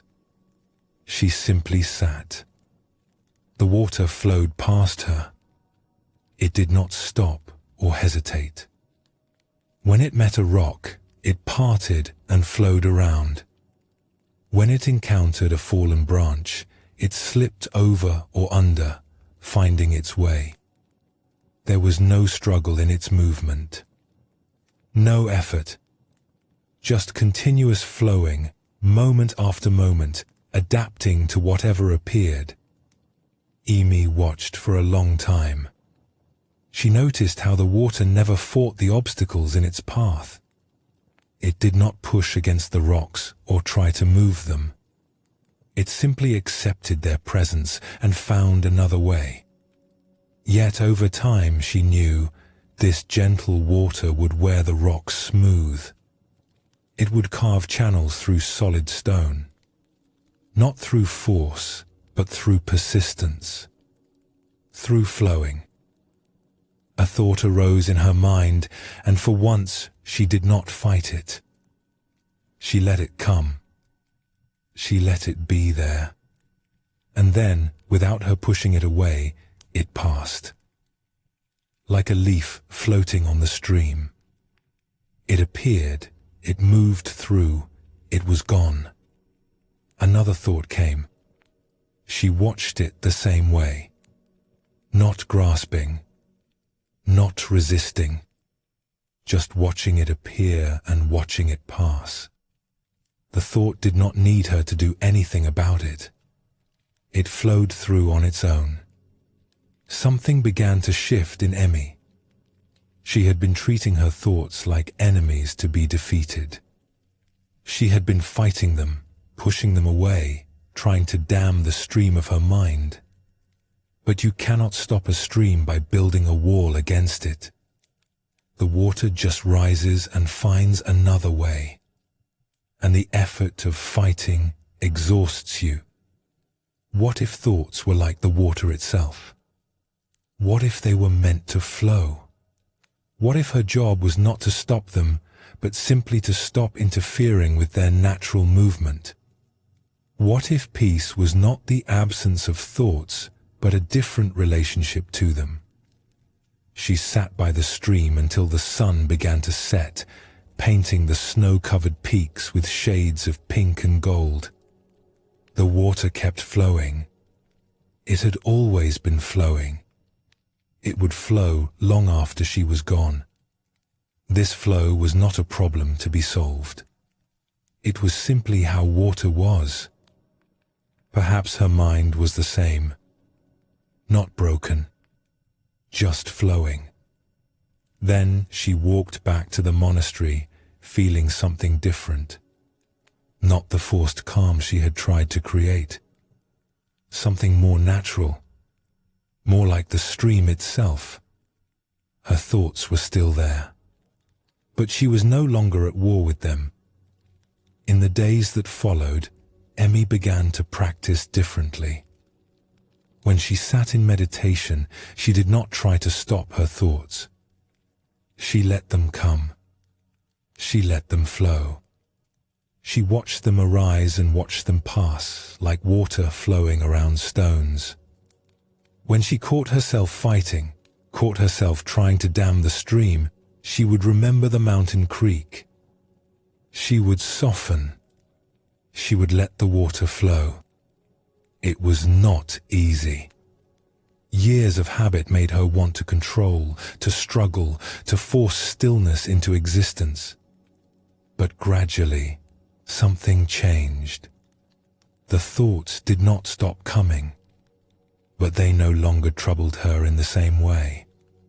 They were just water flowing, just the natural movement of mind. When she stopped fighting them, they lost their power to disturb her. One evening, the abbess of the monastery asked Emi how her practice was progressing. "I have stopped trying to empty my mind," Emi said. "I have learned to let it flow." The abbess smiled. "And what taught you this?" "A stream in the forest. It showed me that water does not fight the rocks in its path. It flows around them. My thoughts are the rocks. For years I have been trying to remove them. Now I am learning to be the water that simply moves on. The abbess nodded slowly. This is an important understanding. Many practitioners spend years fighting their own minds, not realizing that the fight itself is the problem. They believe that if they try hard enough, push hard enough, concentrate fiercely enough, they will finally conquer the mind and achieve stillness. But the mind is not an enemy to be conquered. It is not a wild animal to be tamed through force. She paused and looked out the window at the snow-covered mountains. The mind is more like water, she continued. It is meant to flow. Thoughts arise naturally. They are not failures of meditation. They are not signs that you are doing something wrong. They are just what minds do, as flowing is what water does. When we stop treating them as obstacles and start letting them flow through us, we find the peace we were seeking all along. Not a dead stillness, but a living peace. A peace that moves and flows and yet remains undisturbed at its depths. Emmy continued her practice at the monastery for many years. Her mind never became perfectly silent. Thoughts continued to arise, as thoughts do. But she had learned to be like water, to flow around what appeared rather than struggling against it, to meet each moment with flexibility rather than rigidity. This was not the peace she had originally imagined, not an empty stillness with no movement at all. It was a different kind of peace, a flowing peace, a peace that included movement rather than fighting against it. When young monastics came to her later, struggling with their busy minds as she had once struggled, she would take them to the stream in the forest. She would not explain anything at first. She would simply have them sit and watch the water. "What do you notice?" she would ask after a while. And usually, if they sat long enough, they would begin to see what she had seen. That water does not fight. That flow is natural. That the peace they sought was not a matter of stopping the stream, but of learning to move with it. This story shows us one face of water mind. Emmy's suffering came not from her thoughts themselves, but from her war against them. When she learned to let them flow, to stop fighting and start allowing, she found the peace that her fighting had made impossible. Zen teaches that resistance creates suffering. When we push against what is, we exhaust ourselves in a battle we cannot win. The thoughts keep coming. The difficulties keep arising. Life keeps presenting us with things we did not choose. If we meet all of this with rigid resistance, we break. But if we learn to flow, to yield, to move with what comes rather than against it, we discover a strength we did not know we had. This does not mean we become passive or that we accept everything without discernment. Water has direction. It moves toward the sea. It has power and purpose. But it accomplishes that purpose through flexibility rather than force, through adaptation rather than rigidity.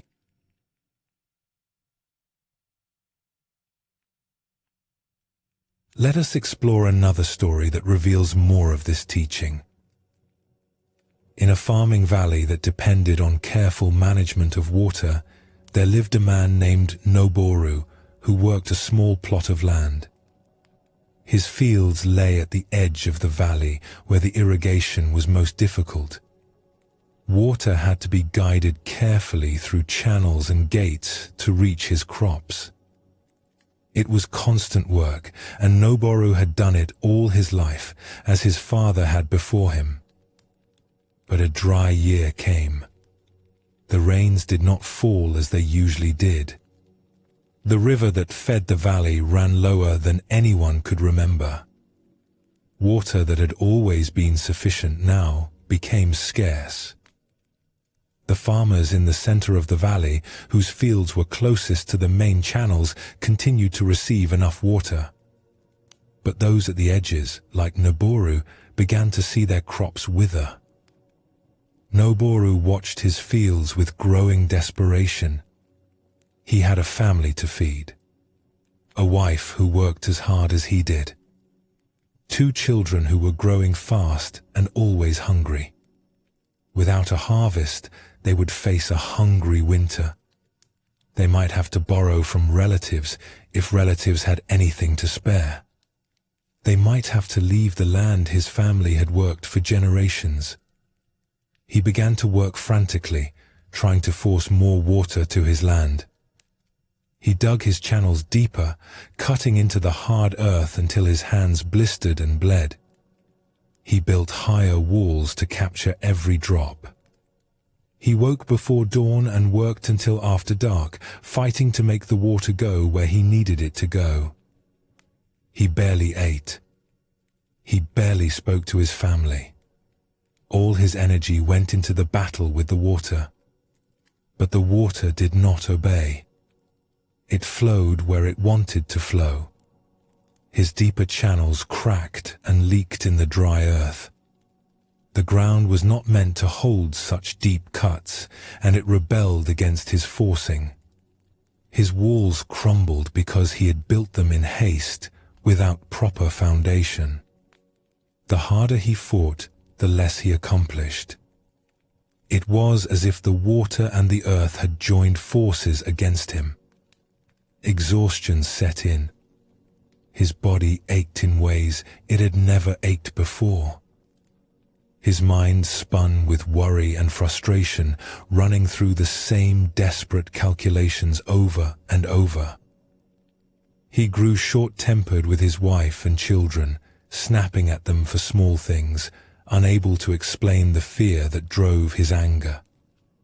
Sleep would not come, and when it did, he dreamed of empty fields and hungry faces looking to him for help he could not provide. One evening, too tired to work anymore, but too agitated to rest, Noboru walked to the edge of his property where an old neighbor named Senzo had his own small plot. Senzo was even older than Noboru's father had been when he died. He had farmed this difficult land for over 60 years. To Noboru's surprise, Senzo's fields looked better than his own. Not lush, not abundant, but alive. The crops were smaller than usual, but they were surviving. There was water in Senzo's channels, enough to keep his plants from dying. How? Noboru asked, his voice rough with exhaustion and something like desperation. How do your fields have water when mine are drying up? I have worked twice as hard as any year before. I have done everything I can think of.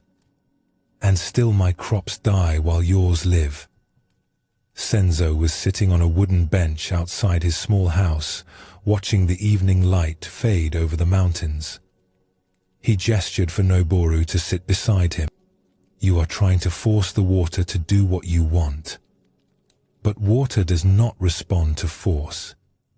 It responds to invitation. Noboru did not understand. I am just trying to bring water to my fields. The same thing you are doing. Senzo shook his head slowly. Not the same thing. Come. I will show you. Despite his exhaustion, Noboru followed the old man to his fields. The light was fading, but he could still see the channels that carried water to Senzo's crops. They were different from his own. His channels were deep and straight, cut with hard labor into the resistant earth. Senzo's channels were shallow and curved. They followed the natural contours of the land, bending where the ground wanted them to bend, sloping where the earth already sloped. "You dig deep channels because you think deeper will hold more water," Senzo explained. But deep channels fight the earth. They crack. They leak. And they ask the water to go where it does not want to go. I dig shallow channels that follow where the water already wants to flow. Less work for me. Less resistance from the earth. And the water comes willingly, because I'm not forcing it. He pointed to a place where his channel curved around a slight rise in the ground. You would have dug straight through that hill. Much work. And the water would have resisted every step. I simply went around. The water flows easily. It does not mind the longer path. Noboru looked at his own fields in the gathering darkness. He had fought the land all his life. He had seen farming as a battle against nature, a struggle to impose his will on reluctant earth and water. It had never occurred to him that there might be another way. "But how do you know where the water wants to go?" he asked. Senzo smiled. "I watch. I pay attention. The land tells you if you listen. After a rain, see where puddles form. See where the ground is wet longest. Those are the paths the water is already taking. Work with those paths instead of against them. You will work less and accomplish more." Over the following days, despite his skepticism, Noboru tried what Senzo had suggested. He stopped digging new channels and started watching his land. At first, it felt like doing nothing, like giving up. His whole life he had believed that hard work was the answer to every problem. That effort and struggle were what separated success from failure. Sitting and watching felt like laziness, but he made himself do it. He walked his fields slowly, paying attention to things he had never noticed before. The slight depression where water gathered after even a light rain. The angle of the slope that determined which direction water naturally moved. The places where the earth was softer and absorbed water more easily.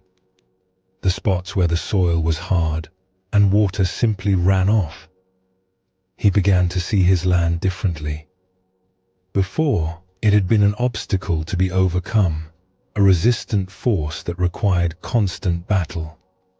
Now he began to see it as something that had its own nature, its own preferences, its own way of wanting to work. The land was not his enemy. It was simply itself. And if he could understand what it was, he could work with it instead of against it. He began to reshape his channels, not according to his idea of where water should go, but according to where water seemed to want to go. It was humbling work. He had to abandon channels he had spent years digging. He had to admit that his father's way and his father's father's way might not have been the best way. This was harder than the physical labor. It meant accepting that all his struggle might have been misdirected, that he had been fighting a battle that did not need to be fought. But the water responded. As he stopped fighting and started cooperating, more water reached his fields. Not because there was more water available, but because less of it was lost to resistance and leakage. By working with the natural flow instead of against it, he accomplished what all his forcing had not been able to achieve. His crops survived that dry year. They were not abundant, but they were enough. His family did not go hungry. When he looked at his fields at harvest time, he felt something he had not expected. Gratitude, yes, but also a kind of wonder. He had accomplished more by yielding than by all his years of fighting. More important than the harvest was what Noboru learned. He had discovered that fighting was not always the answer, that sometimes the way to get what you need is not to push harder, but to push less, to watch, to listen, to find the way that opens naturally instead of trying to force open a way that is closed. He thought about how he had lived his whole life, always struggling, always fighting, against the land, against circumstances, against anything that did not go the way he wanted. He had believed this was strength. He had believed this was what it meant to be a good farmer, a good provider, a good man. Now he saw that all that fighting had often worked against him, that the very effort he thought was helping had sometimes been the thing holding him back. In the years that followed, Noboru became known in the valley for his water management. Other farmers came to learn from him, especially in dry years. He would walk their land with them and point out what the earth was telling them, where water wanted to flow, where it was being forced against its nature, how to work with conditions rather than against them. Water is a teacher, he would tell them. It shows us that the soft overcomes the hard. That yielding can be stronger than forcing. We think we must fight to survive. But sometimes the fighting is exactly what prevents us from getting what we need. This story shows us another aspect of water mind. Noboru's struggle against the water and the land only made his situation worse. When he learned to observe, to yield, to work with natural conditions rather than against them, he found success that all his effort had not achieved. The Buddha taught about right effort. Not too much, not too little. Not forcing, not passive. There is a middle way that accomplishes more through alignment than through struggle. Water shows us this middle way. It has clear direction and purpose, yet it achieves that purpose through flexibility rather than force. In our own lives, we often find ourselves fighting circumstances we cannot change, fighting feelings we wish we did not have, fighting the natural flow of things because we believe they should be different. This fighting exhausts us and often makes things worse. But when we can soften, when we can look for the way that opens rather than trying to force open the way that is closed, we discover a different kind of strength. No mind moves like water. It does not struggle with each moment, trying to make it different than it is. It responds to what is actually present, finding the natural path, yielding where yielding is wise, persisting where persistence will serve. This is not passivity. It is intelligence. The intelligence of water that finds its way to the sea without ever consulting a map. Take a gentle breath now. Feel yourself settling, like water finding its level. There is nowhere you need to push toward. Nothing you need to fight. Just this breath flowing in. This breath flowing out. Like water. Like the natural movement of life itself.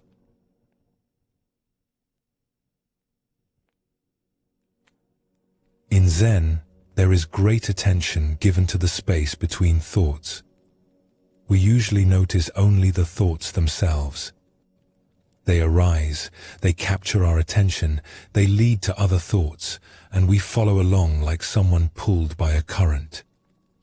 But between one thought and the next, there is a gap, a pause, a moment of stillness that we usually pass through without noticing. The Buddha pointed toward this gap when he taught about the nature of mind. He showed that thoughts are not continuous, even though they seem to be. They arise and pass away, like waves on the ocean. Between each wave, the ocean is still there. Between each thought, awareness is still there. This awareness that exists before and between thoughts is not empty or dull. It is alert, vivid, present.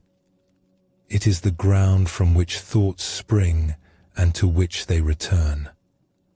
Zen practice often involves becoming familiar with this gap, not trying to make it larger or hold on to it, but simply noticing that it exists. When we meditate, when we sit quietly and watch the mind, we begin to notice these pauses. A thought ends. For a moment, there is just awareness, just presence, before the next thought begins.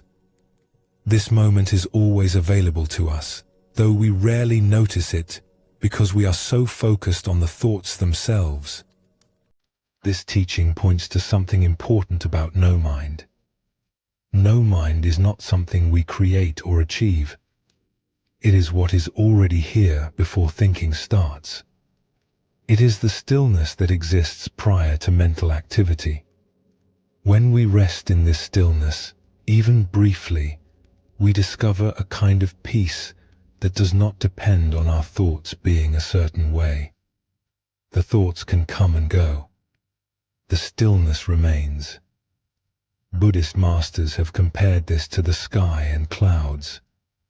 Thoughts are like clouds passing through the sky.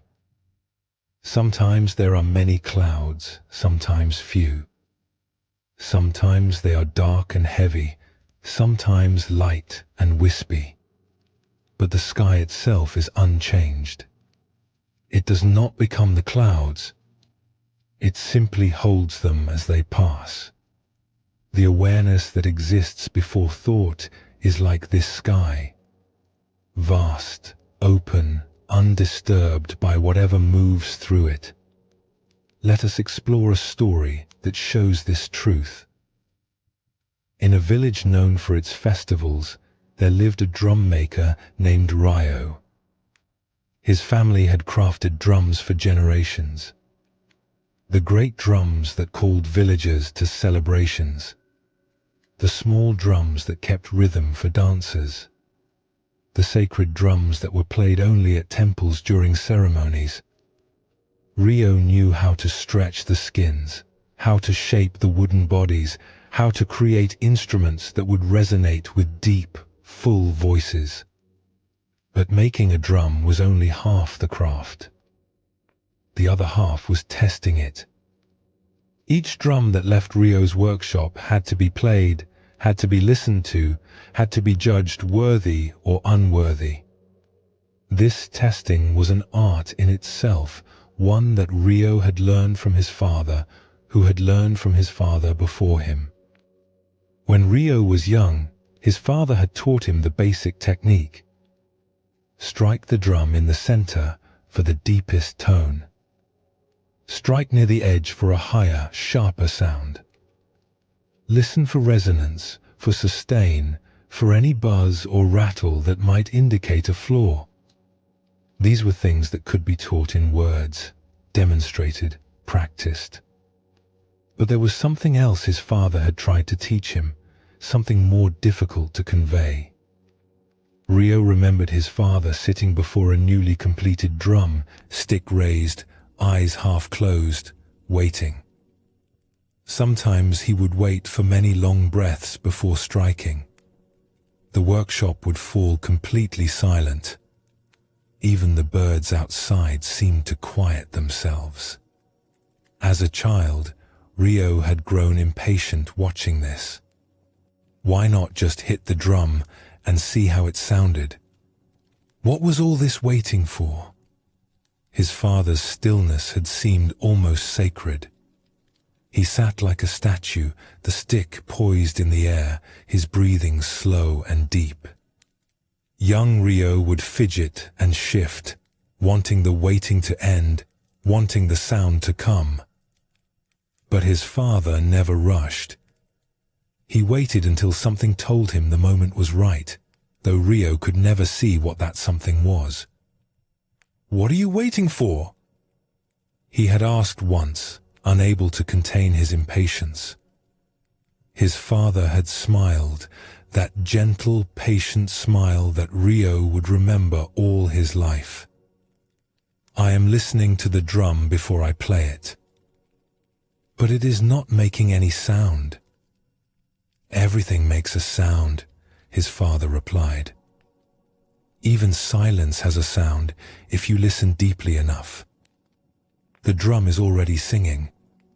I am waiting until I can hear it. Then I will know how to strike it. Then the drum will tell me its true voice." Rio had not understood. He thought his father was speaking poetically, the way old craftsmen sometimes did, making simple things sound mysterious. He learned the practical skills of drum making and considered himself fully trained. After his father passed away, Rio took over the workshop and continued the family craft. His drums were good. Customers were satisfied. The instruments sold well and were played at festivals throughout the region. By any measure, Rio was a successful drum maker. But something nagged at him. When he tested his drums, he would strike them and listen, strike and listen, adjusting and refining. The process worked well enough. Yet he remembered how his father had tested drums, that long stillness before the first strike, and he wondered if he was missing something. One autumn, an old drummer came to Rio's workshop to purchase a new instrument. His name was Master Seiji, and he had been playing drums at the great temple in the capital for over 50 years. His reputation was such that Rio felt honored and nervous to have him as a customer. Rio showed him several drums he had recently completed. Master Seiji examined each one carefully, running his aged hands over the stretched skins, feeling the wooden bodies, looking at the craftsmanship with an expert eye.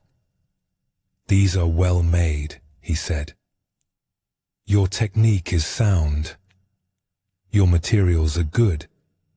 May I hear them?" Rio handed him a drumstick and stepped back. Master Seiji sat before the first drum. He raised the stick, and then he waited. The silence stretched on. 1 breath, 2 breaths, 5 breaths, 10.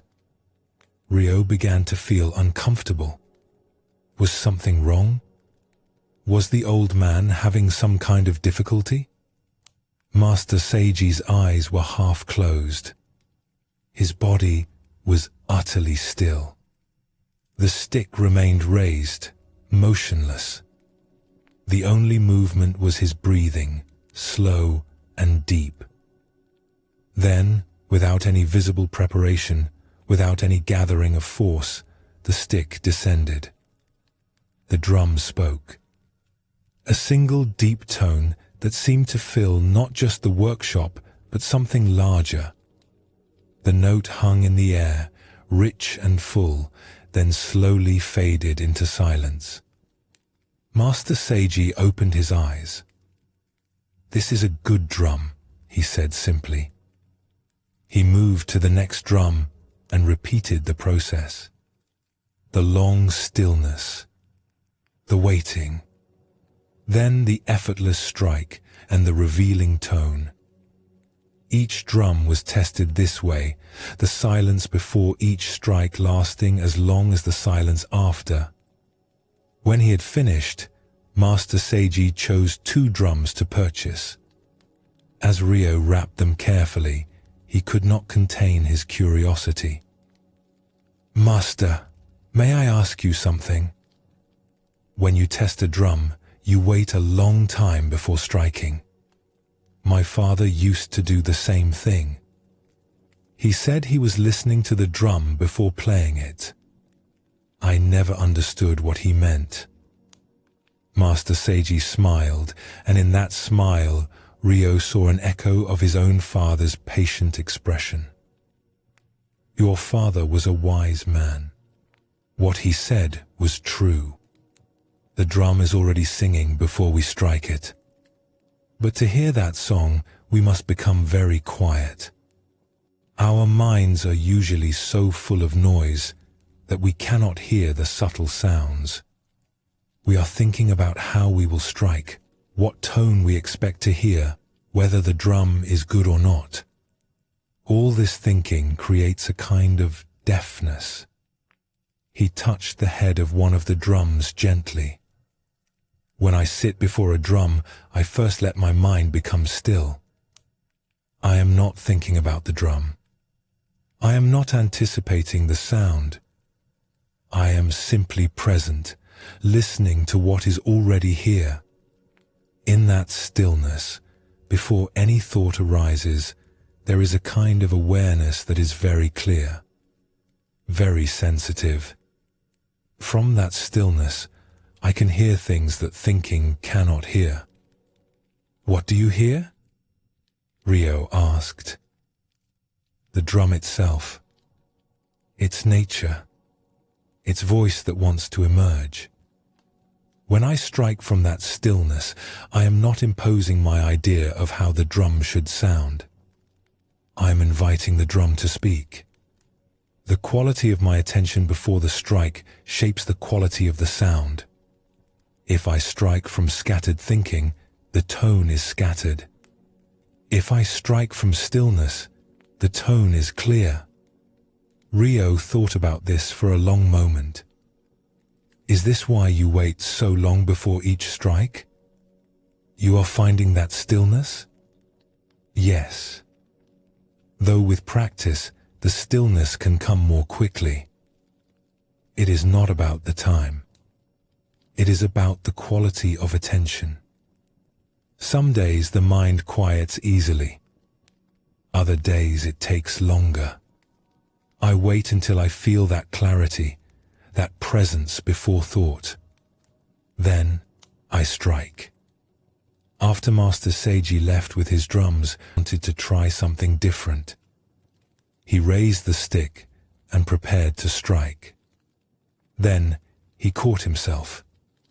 His mind was already full of anticipation, full of what he expected to hear, full of thoughts about whether he could do what Master Seiji had described. He lowered the stick and closed his eyes. He tried to let his mind become still. Thoughts kept coming. Doubts, questions, memories of his father, judgments about himself. The mind seemed determined to fill every moment with noise. Ryo did not fight. He had learned that lesson from his own drum making. You cannot force a skin to stretch properly. You have to work with it gently, patiently. Perhaps the mind was the same. He sat and breathed. Thoughts came and he let them pass. Slowly, gradually, the intervals between thoughts grew longer. He began to notice the gaps, the pauses, the moments of simple presence before the next thought arose. And in one of those gaps, he heard something. Not with his ears exactly. It was subtler than that. A sense of the drum before him.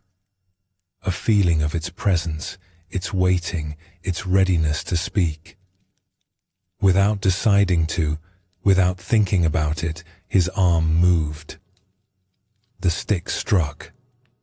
The tone that emerged was different from what he had heard before when testing this drum. Fuller, rounder, more alive. As if the drum had finally been given permission to truly sing. Rio opened his eyes and stared at the drum in wonder. It was the same instrument he had tested dozens of times. But the sound had been different.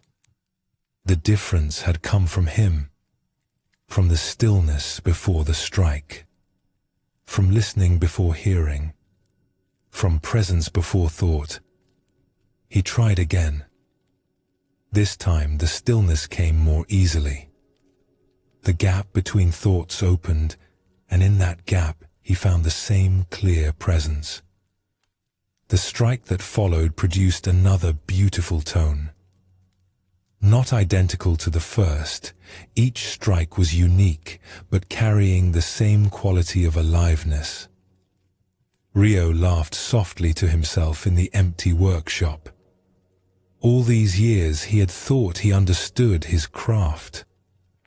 He had thought his father's mysterious waiting was just an old man's habit, a quirk to be respected but not understood. Now he saw that his father had been trying to show him the most important thing of all. Not just how to make drums, but how to meet them. How to be present before acting. How to let stillness give birth to sound. In the years that followed, Rio's drums became known for a quality that was difficult to name. People said they sang more freely than other drums, that they seemed to have voices of their own. Some credited his craftsmanship, which was indeed excellent. But Rio knew the real secret was simpler and stranger. He had learned to hear the drum before playing it. He had learned to rest in the stillness before thought. And from that stillness, something could happen that his thinking mind could never have created. When people asked him the secret of his craft, he found it difficult to explain. "I wait," he would say. "I listen to what is already there. The drum tells me when it is ready." Most people did not understand. They thought he was being humble or evasive. But Rio knew it was the simple truth. The quality that made his drums special did not come from him. It came through him from a place that existed before thinking, a stillness that had been there all along, waiting for him to discover it. This story shows us something subtle about the space before thought arises. Rio discovered that the quality of attention he brought to the moment before action shaped the action itself. When he struck from scattered thinking, the results were ordinary. When he struck from stillness, something different emerged. Zen teaches that this stillness is always available to us. It is not something we create. It is what is already here when we stop adding the noise of thinking. In that stillness, there is a kind of knowing that is more direct than thought. A responsiveness that does not need to deliberate. This is the heart of no mind.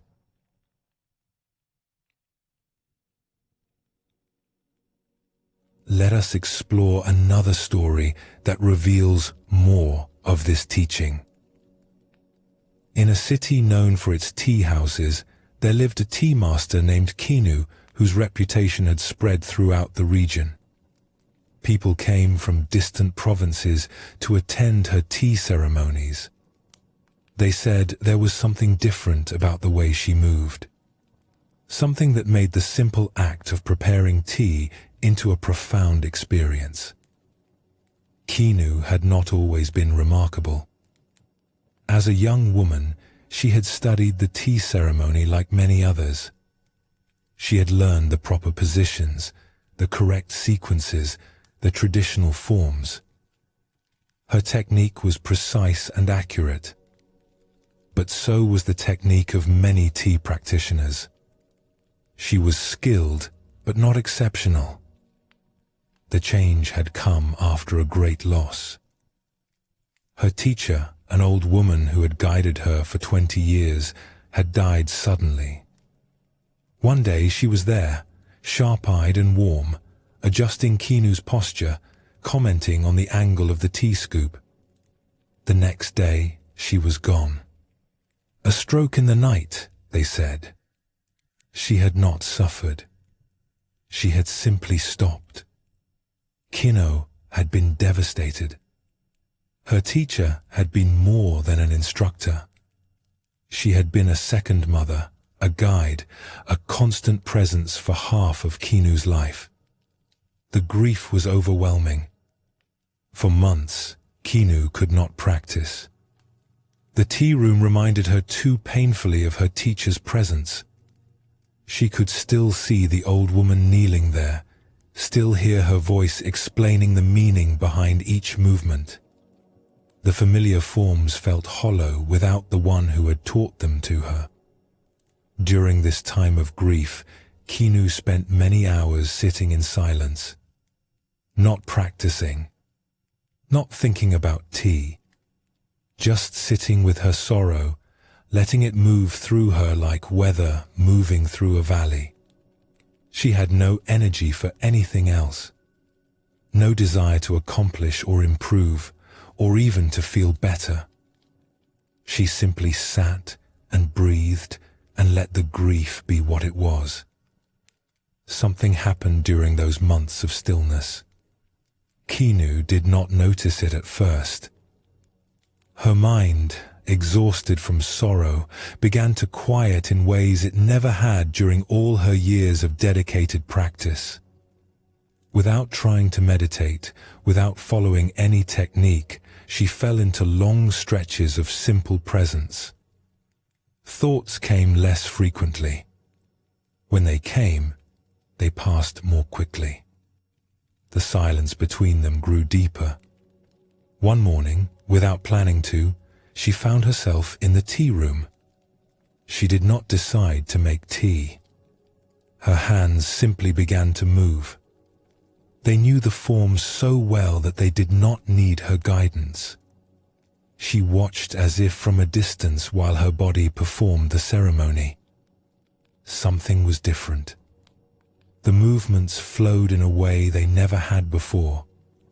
There was no hesitation, no adjustment, no thought about what came next.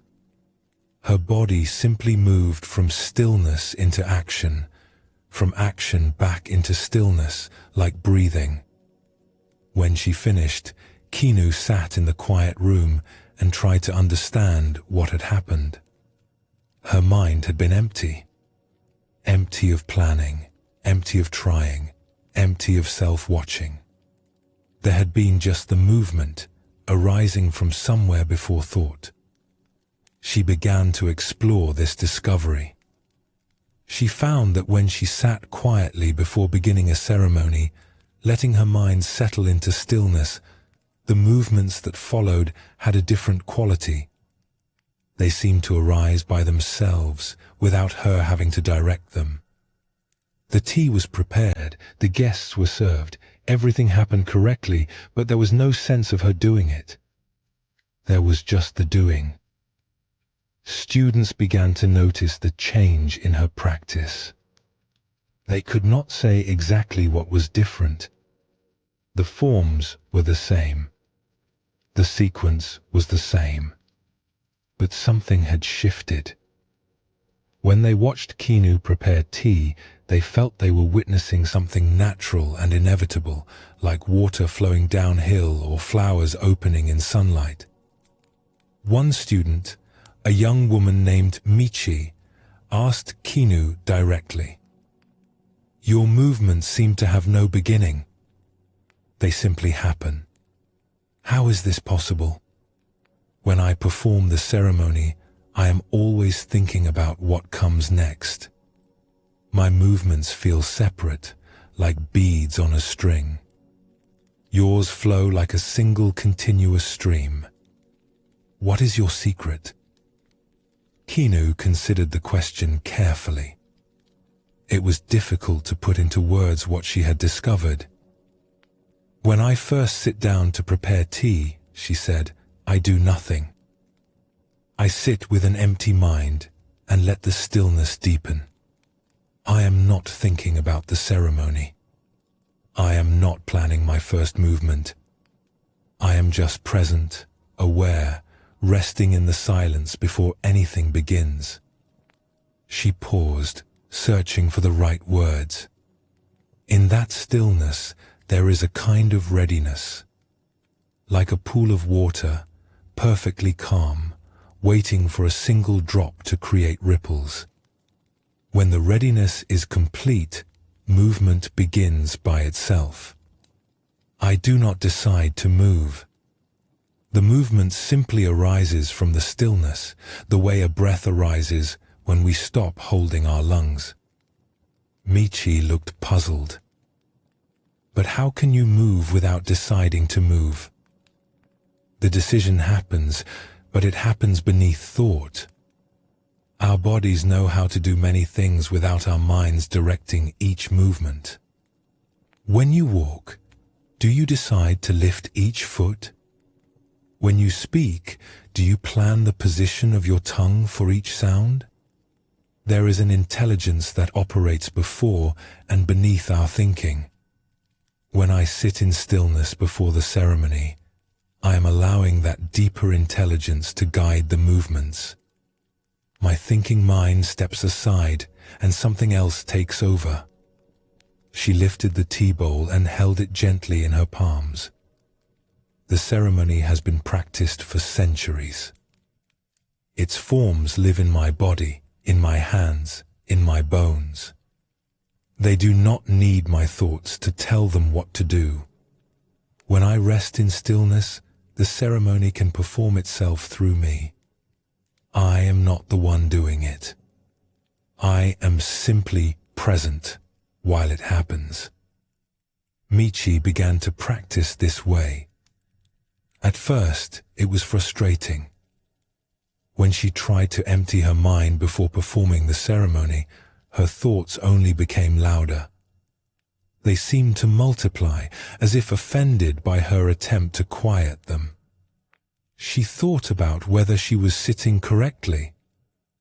She wondered if she would ever understand what Kinu meant. She judged herself for having so many thoughts. She felt she was doing it wrong, that she could not find the stillness Kinu described. She wanted to give up. This was too hard. Perhaps some people were naturally suited for this kind of practice and others were not. Perhaps she simply had too busy a mind. But Kinu counseled patience. Do not try to empty your mind. That just creates more struggle. You are adding another thought, the thought that you should have no thoughts. This is like trying to smooth water by pressing on it. Simply sit. Let thoughts come and go. Do not chase them and do not push them away. They are just clouds passing. You are the sky. Over time, the mind settles on its own. You cannot force a pond to become still. You simply stop stirring it and wait. Weeks passed. Michi practiced sitting in stillness before each ceremony. At first, it felt like nothing was changing. But gradually, so gradually, she almost did not notice. Something shifted. She began to notice the gaps between her thoughts. Brief moments of simple presence before the next thought arose. These gaps had always been there, but she had never paid attention to them. Now she learned to rest in these gaps, not grasping at them, but simply allowing them. One day, during a practice ceremony, something shifted. Michi had been sitting in stillness, and when the time came to begin, She did not decide to move. Her hands simply began. The movements flowed from somewhere she could not name. For the first time, she understood what Kinu had been describing. The ceremony that followed was not perfect. There were moments when her thinking mind tried, absorbing what had happened. Kinu smiled at her. You found it. Only for moments. It kept slipping away. That is how it begins. Moments of flow, then the mind takes over, then we settle again and flow returns. With practice, the moments grow longer. But even masters lose the flow sometimes. The practice is not about achieving permanent stillness. It is about returning to it again and again, resting in the silence before thought, and allowing action to arise from that source. Zen teaches that this space before thought is not empty. It is full of a different kind of presence. An awareness that does not need thoughts to be complete. When we learn to rest in this awareness, even briefly, we discover that action can arise without the usual mental machinery of planning and deciding. Movement flows from stillness. Response arises spontaneously. This is no mind in motion. The Buddha taught that we suffer because we cling to thoughts, to identities, to our constant mental commentary about experience. But before the commentary begins, there is just experience itself. Pure awareness meeting the present moment. When we touch this directly, even for an instant, something relaxes.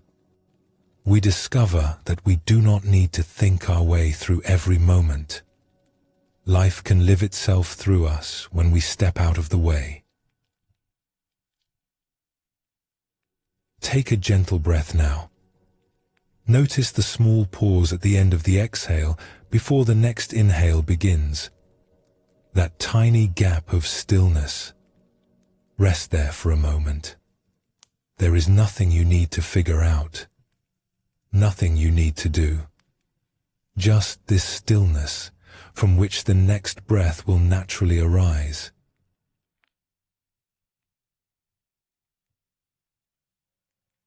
We have traveled together through many aspects of no mind tonight. We have seen how the tired mind finds rest when it stops fighting itself. We have felt the wisdom that lives in the body beneath thought. We have witnessed what happens when we forget ourselves and allow action to flow freely. We have learned from water how to yield rather than force. We have touched the stillness that exists before thought begins. Now, we come to the heart of this teaching. And the heart is very simple. No mind is not a distant achievement. It is not a state reserved for monks who meditate for decades in mountain caves. It is not something you must struggle to attain or feel inadequate for not possessing. No mind is simply what remains when we stop dividing ourselves. It is the natural peace of being whole.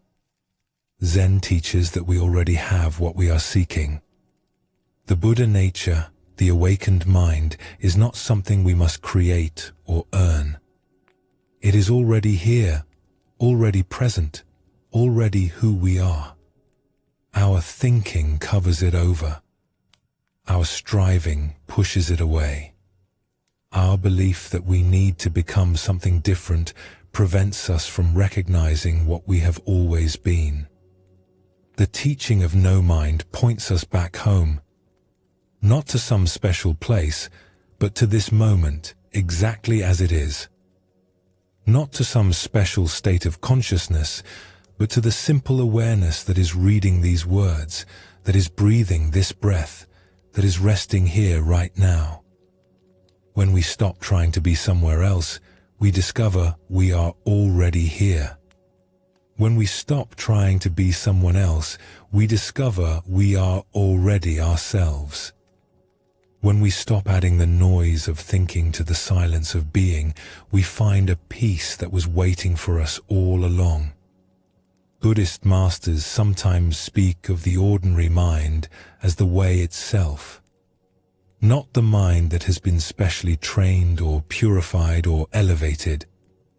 Not the mind that has achieved rare states of consciousness or accumulated extraordinary experiences. Just this mind. The mind that notices the light changing as evening comes. The mind that feels the weight of the blanket. The mind that hears distant sounds and lets them pass. The mind that is aware of being aware without needing to make anything special of that awareness. This ordinary awareness, when we stop complicating it with our seeking and striving, is itself the peace we have been looking for.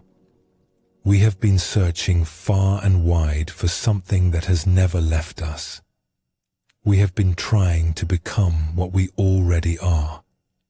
The journey home is not a journey of distance, but a journey of recognition, of seeing what was here all along.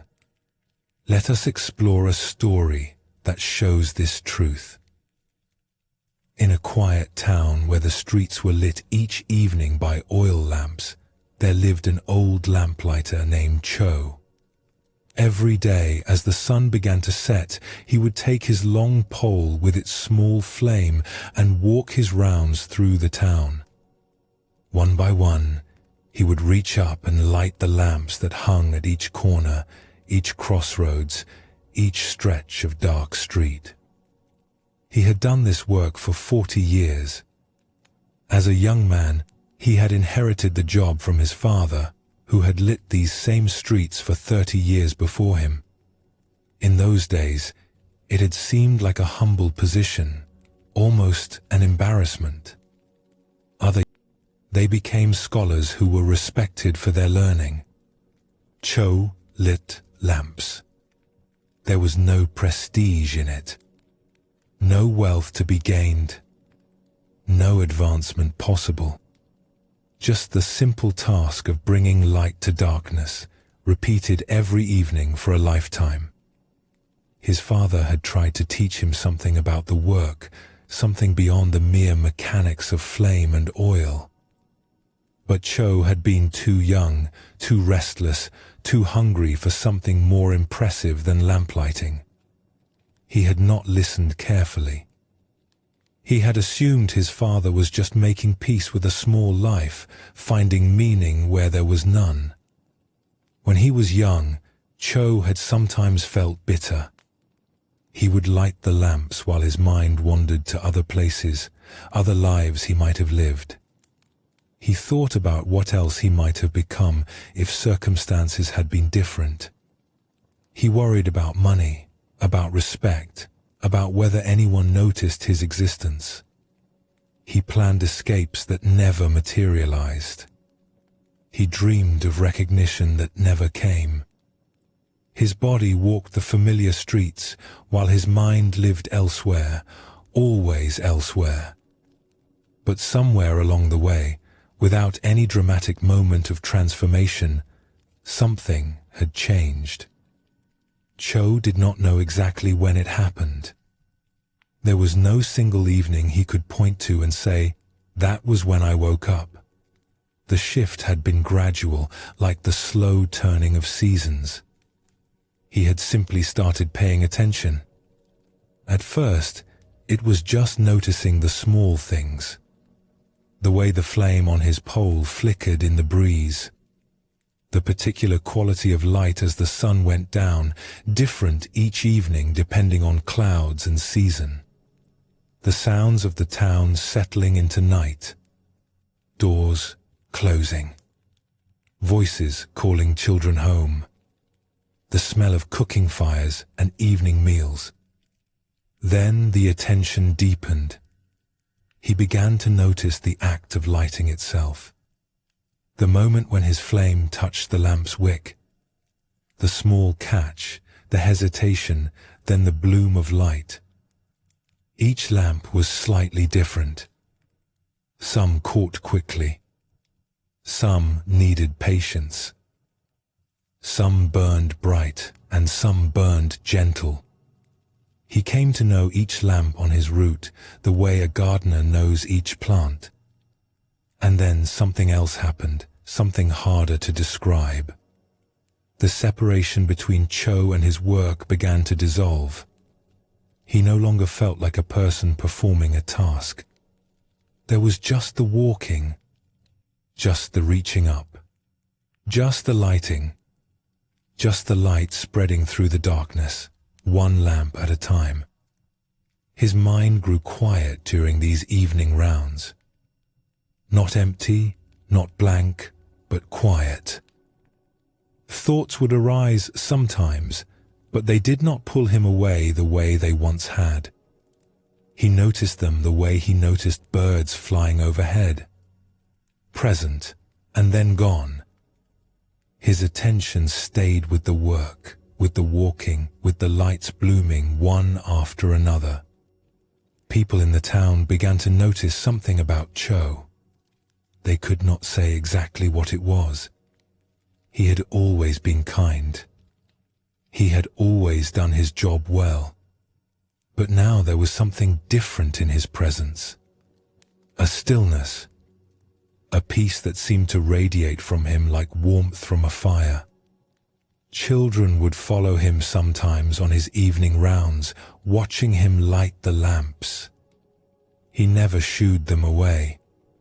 He would smile at them and continue his work, letting them be part of the quiet ritual. They seemed to sense something special in it, though they could not have said what. One evening, a visitor to the town, a scholar who had studied at the great monasteries, happened to be walking when Cho passed by on his rounds. The scholar stopped and watched the old lamplighter work. Something in the quality of Cho's movements caught his attention. The unhurried pace, the complete absorption, the absence of any restlessness or distraction. After Cho had lit several lamps, the scholar approached him. "Excuse me," he said. "I have spent many years studying meditation and seeking peace of mind. I have sat in silence for months at a time. I have received teachings from renowned masters. But watching you just now, I felt something I rarely feel. A quality of presence that all my practice has not given me. May I ask what your secret is?" Cho looked at the scholar with gentle, puzzled eyes. "I have no secret," he said. "I just light lamps. But there is something in the way you do it. A stillness, a completeness, as if you are entirely here, not wishing to be anywhere else, not thinking about anything else. I have sought this state through many techniques. How did you find it?" Cho considered the question carefully. He was not used to speaking about such things. He was a lamplighter, not a teacher. "I do not know if I can explain," he said slowly. "When I was young, my mind was always somewhere else. I would light lamps while thinking about other things. The work was just something my body did while my mind wandered. I was divided. Part of me here, part of me elsewhere." He reached up and lit another lamp. The flame caught and spread its warm glow. But over many years, something changed. I stopped wanting to be somewhere else. I stopped thinking the lighting was just a task to get through so I could do other things. I let myself be here, just here, with the flame, with the lamp, with the walking, with the evening coming on. He turned to look at the scholar directly. "I am not thinking about lighting lamps. I am not thinking about anything. There is just this. The flame, the wick, the darkness becoming light. Where else would my mind be? This is my life. This moment, walking this street, lighting this lamp. Why would I want to be anywhere else? The scholar was silent for a long moment. He had received many complex teachings about emptiness and no-self and the nature of mind. He had practiced many sophisticated techniques. He had debated with other scholars about the fine points of different schools of Buddhism. He had accumulated knowledge and experiences that he thought would lead him to peace. But this old lamplighter, with no training and no philosophy, had shown him something simpler, something his studying had obscured rather than revealed. All his seeking had been looking in the wrong direction. He had been looking for something special, something extraordinary, something beyond ordinary experience. But this old man had found peace not by transcending ordinary life, but by being fully present for it. You are not divided, the scholar said finally. You are whole. That is what I was seeing. Not a special state of consciousness. Not some rare achievement. Just a man who is fully where he is, doing what he is doing, without being pulled elsewhere by his thoughts. Cho nodded, though he was not sure he understood everything the scholar said. I just light lamps, he repeated. But yes, I am here while I do it. Where else would I be? The scholar bowed deeply, as he would bow to a great teacher. And in that moment, he understood that teachers can appear in any form. That wisdom does not announce itself with robes and titles. That sometimes an old man with a lamp pole knows more about peace than all the scholars in all the monasteries. The scholar thanked him and watched as Cho continued on his rounds, moving from lamp to lamp through the deepening twilight. Each light bloomed in turn. The darkness softened. The town prepared for sleep. And the old man walked on at peace, undivided, simply doing what was before him to do. Simply being where he was. Simply home. This story shows us the simplicity at the heart of no mind. Cho had no special training. He did not sit in meditation or receive teachings from masters. He simply, over the course of many years, stopped being divided. He stopped wanting to be somewhere other than where he was. He let himself be fully present for his simple work. And in that wholeness, he found a peace that even a scholar's years of seeking had not produced. Zen teaches that awakening is not complicated.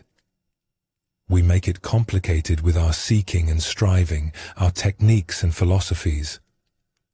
But at its heart, it is simply this: being here, fully, without division. Doing what we are doing, completely, without wishing we were doing something else. Meeting this moment as it is, without needing it to be different. This does not mean we never think or plan or remember. Thinking has its place, but we do not need to think constantly. We do not need to be elsewhere in our minds while our bodies go through the motions of living. We can come back to where we actually are. We can be whole.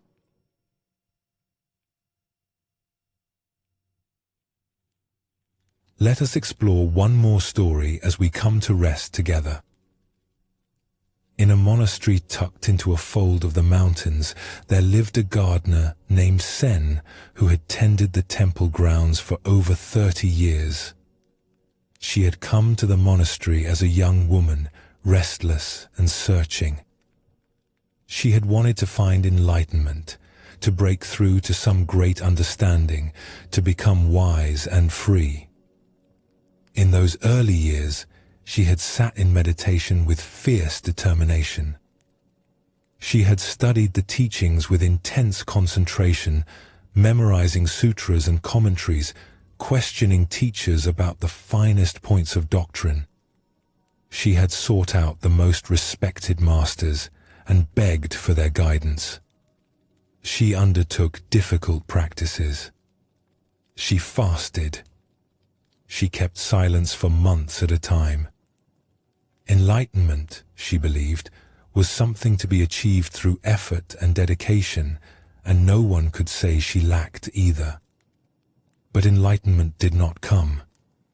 No matter how hard she tried, how many hours she sat, how many teachings she absorbed, the breakthrough she sought remained out of reach.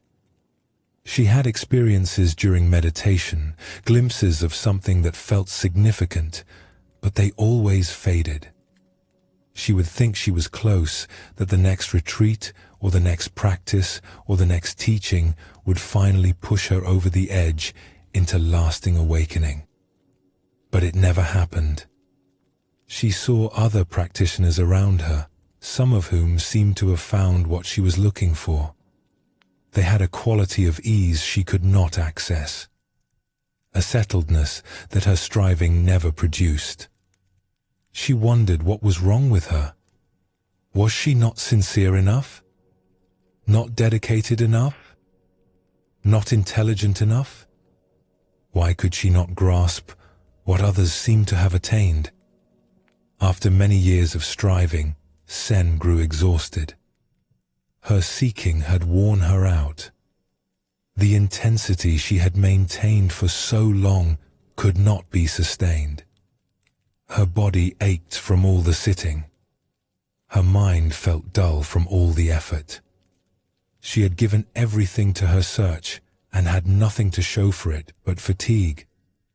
She asked the abbess if she could be released from the meditation schedule and given simple work instead.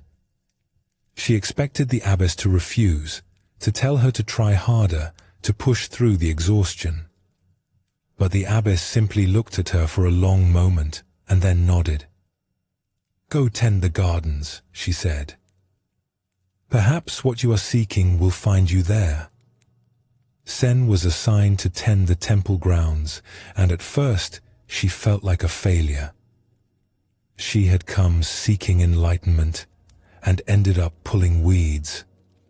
She had hoped to become wise and found herself hauling water and trimming bushes. It seemed like a defeat. But slowly, as the seasons passed and she gave herself to the simple work, something unexpected happened. She stopped thinking about enlightenment. There was no room for grand spiritual seeking when you were on your knees in the dirt, pulling weeds one by one. There was no space for philosophy when you were carrying water to thirsty plants or raking leaves from the pathways.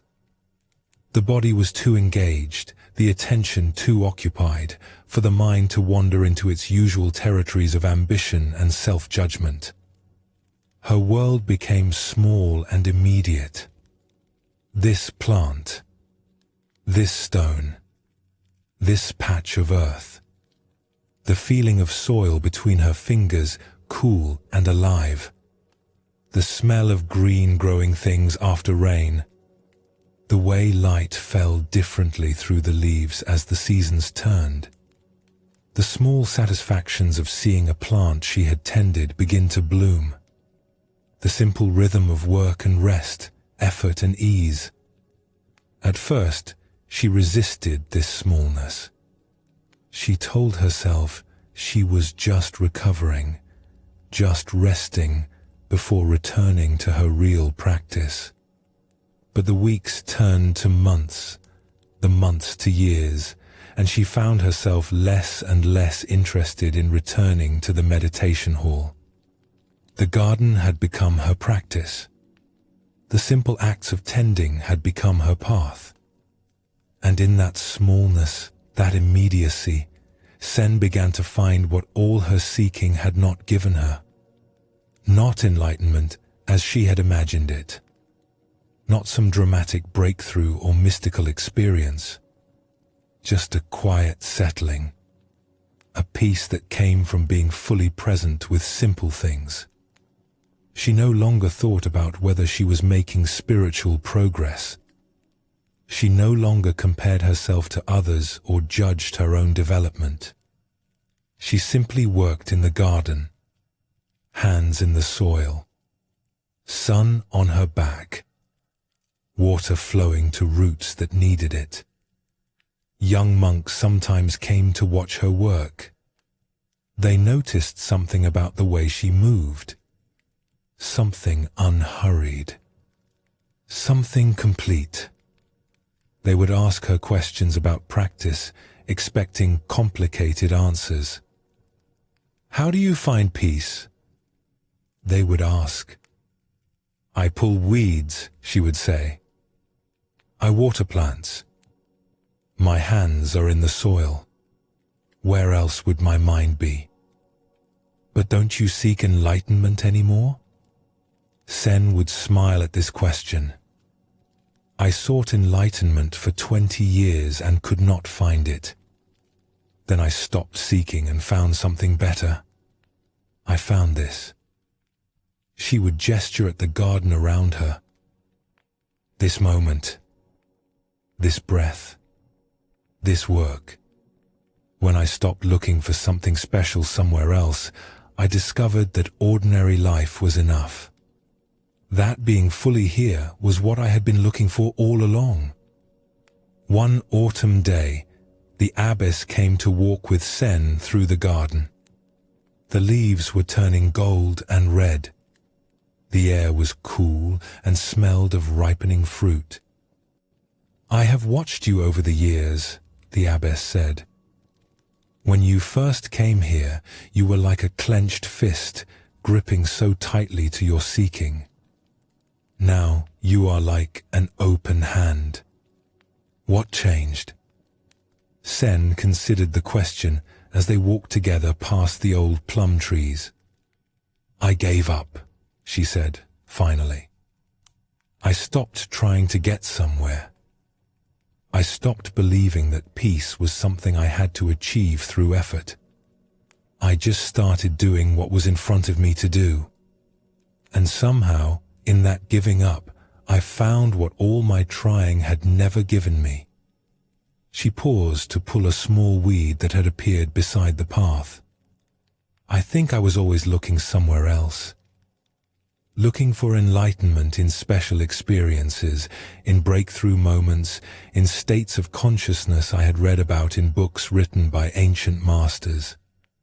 I never thought to look here, in the garden, in my hands, in the ordinary moments that make up most of life." She straightened slowly, her old knees protesting the movement, and looked around at the garden she had tended for so many years. The trees she had planted as saplings were now tall and strong. The stones she had placed lined the pathways in patterns that felt inevitable, as if they had always been there. When I finally stopped looking elsewhere, I found that here was enough. That ordinary was enough. That this moment, just as it is, was what I had been seeking all along. Not some other moment. Not some transformed moment. This one. The only one that actually exists. The abbess nodded slowly. This is what the old teachers meant when they said the ordinary mind is the way. Not a special mind. Not a perfected mind. Just this mind, fully present, not seeking elsewhere. You have found it, though you were not trying to find it. Perhaps because you were not trying to find it. Yes, Zen agreed. And that seems to be the secret, if there is one. Stop trying to find it. Stop believing it is somewhere else. Just be here, doing what you are doing, fully and completely.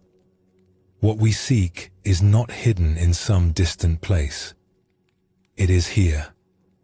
It has always been here. We just had to stop running past it. They walked on together through the garden as the afternoon light began to soften. Somewhere a bird called. Leaves drifted down from the trees. And Zen, who had once sought enlightenment with such fierce determination, was at peace. Not because she had achieved anything special, but because she had finally stopped trying to achieve and simply allowed herself to be where she was. Zen teaches that what we seek is not far away. It is not hidden in secret teachings or available only to those with special talents. It is here, in this breath, in this moment, in the ordinary experience of being alive. When we stop dividing ourselves between here and there, between who we are and who we think we should become, we find a wholeness that was never really lost. No, mind is not something exotic. It is the simple experience of being undivided, of doing what we are doing without wishing we were doing something else, of being where we are without longing to be somewhere else, of resting in this moment without needing it to be different. The lamplighter found it through 40 years of walking his rounds. The gardener found it by giving up her search and kneeling in the dirt. Both discovered the same truth. Peace is not achieved. It is allowed. It is what remains when we stop complicating our lives with endless seeking and striving. It is what we find when we finally come home to where we already are. All the teachings we have explored tonight point to this simple truth. The tired mind finds rest not by achieving something, but by allowing itself to be. The body's wisdom emerges not when we direct it, but when we trust it. We forget ourselves not through effort, but through complete engagement. We flow like water, not by forcing, but by yielding. The stillness before thought is not something we create, but something we discover was always there. And now, at the end of our journey together, we arrive at the simplest teaching of all. No, mind is just this. Being here, being whole, being at peace with what is. Not because everything is perfect, not because we have achieved some special state, but because we have stopped dividing ourselves. We have stopped seeking elsewhere. We have come home. As you rest here now, you do not need to seek no mind. You do not need to achieve anything or become anyone different. You can simply be where you are, breathing this breath, feeling this body, hearing these words. This ordinary awareness is enough. This simple presence is the peace you have been looking for. Take a gentle breath. Feel yourself settling into this moment, exactly as it is. There is nowhere else you need to be, nothing else you need to do. The thinking mind has worked hard for a long time. It can rest now. Let it rest. Let everything rest. You are here. You are whole. You are home.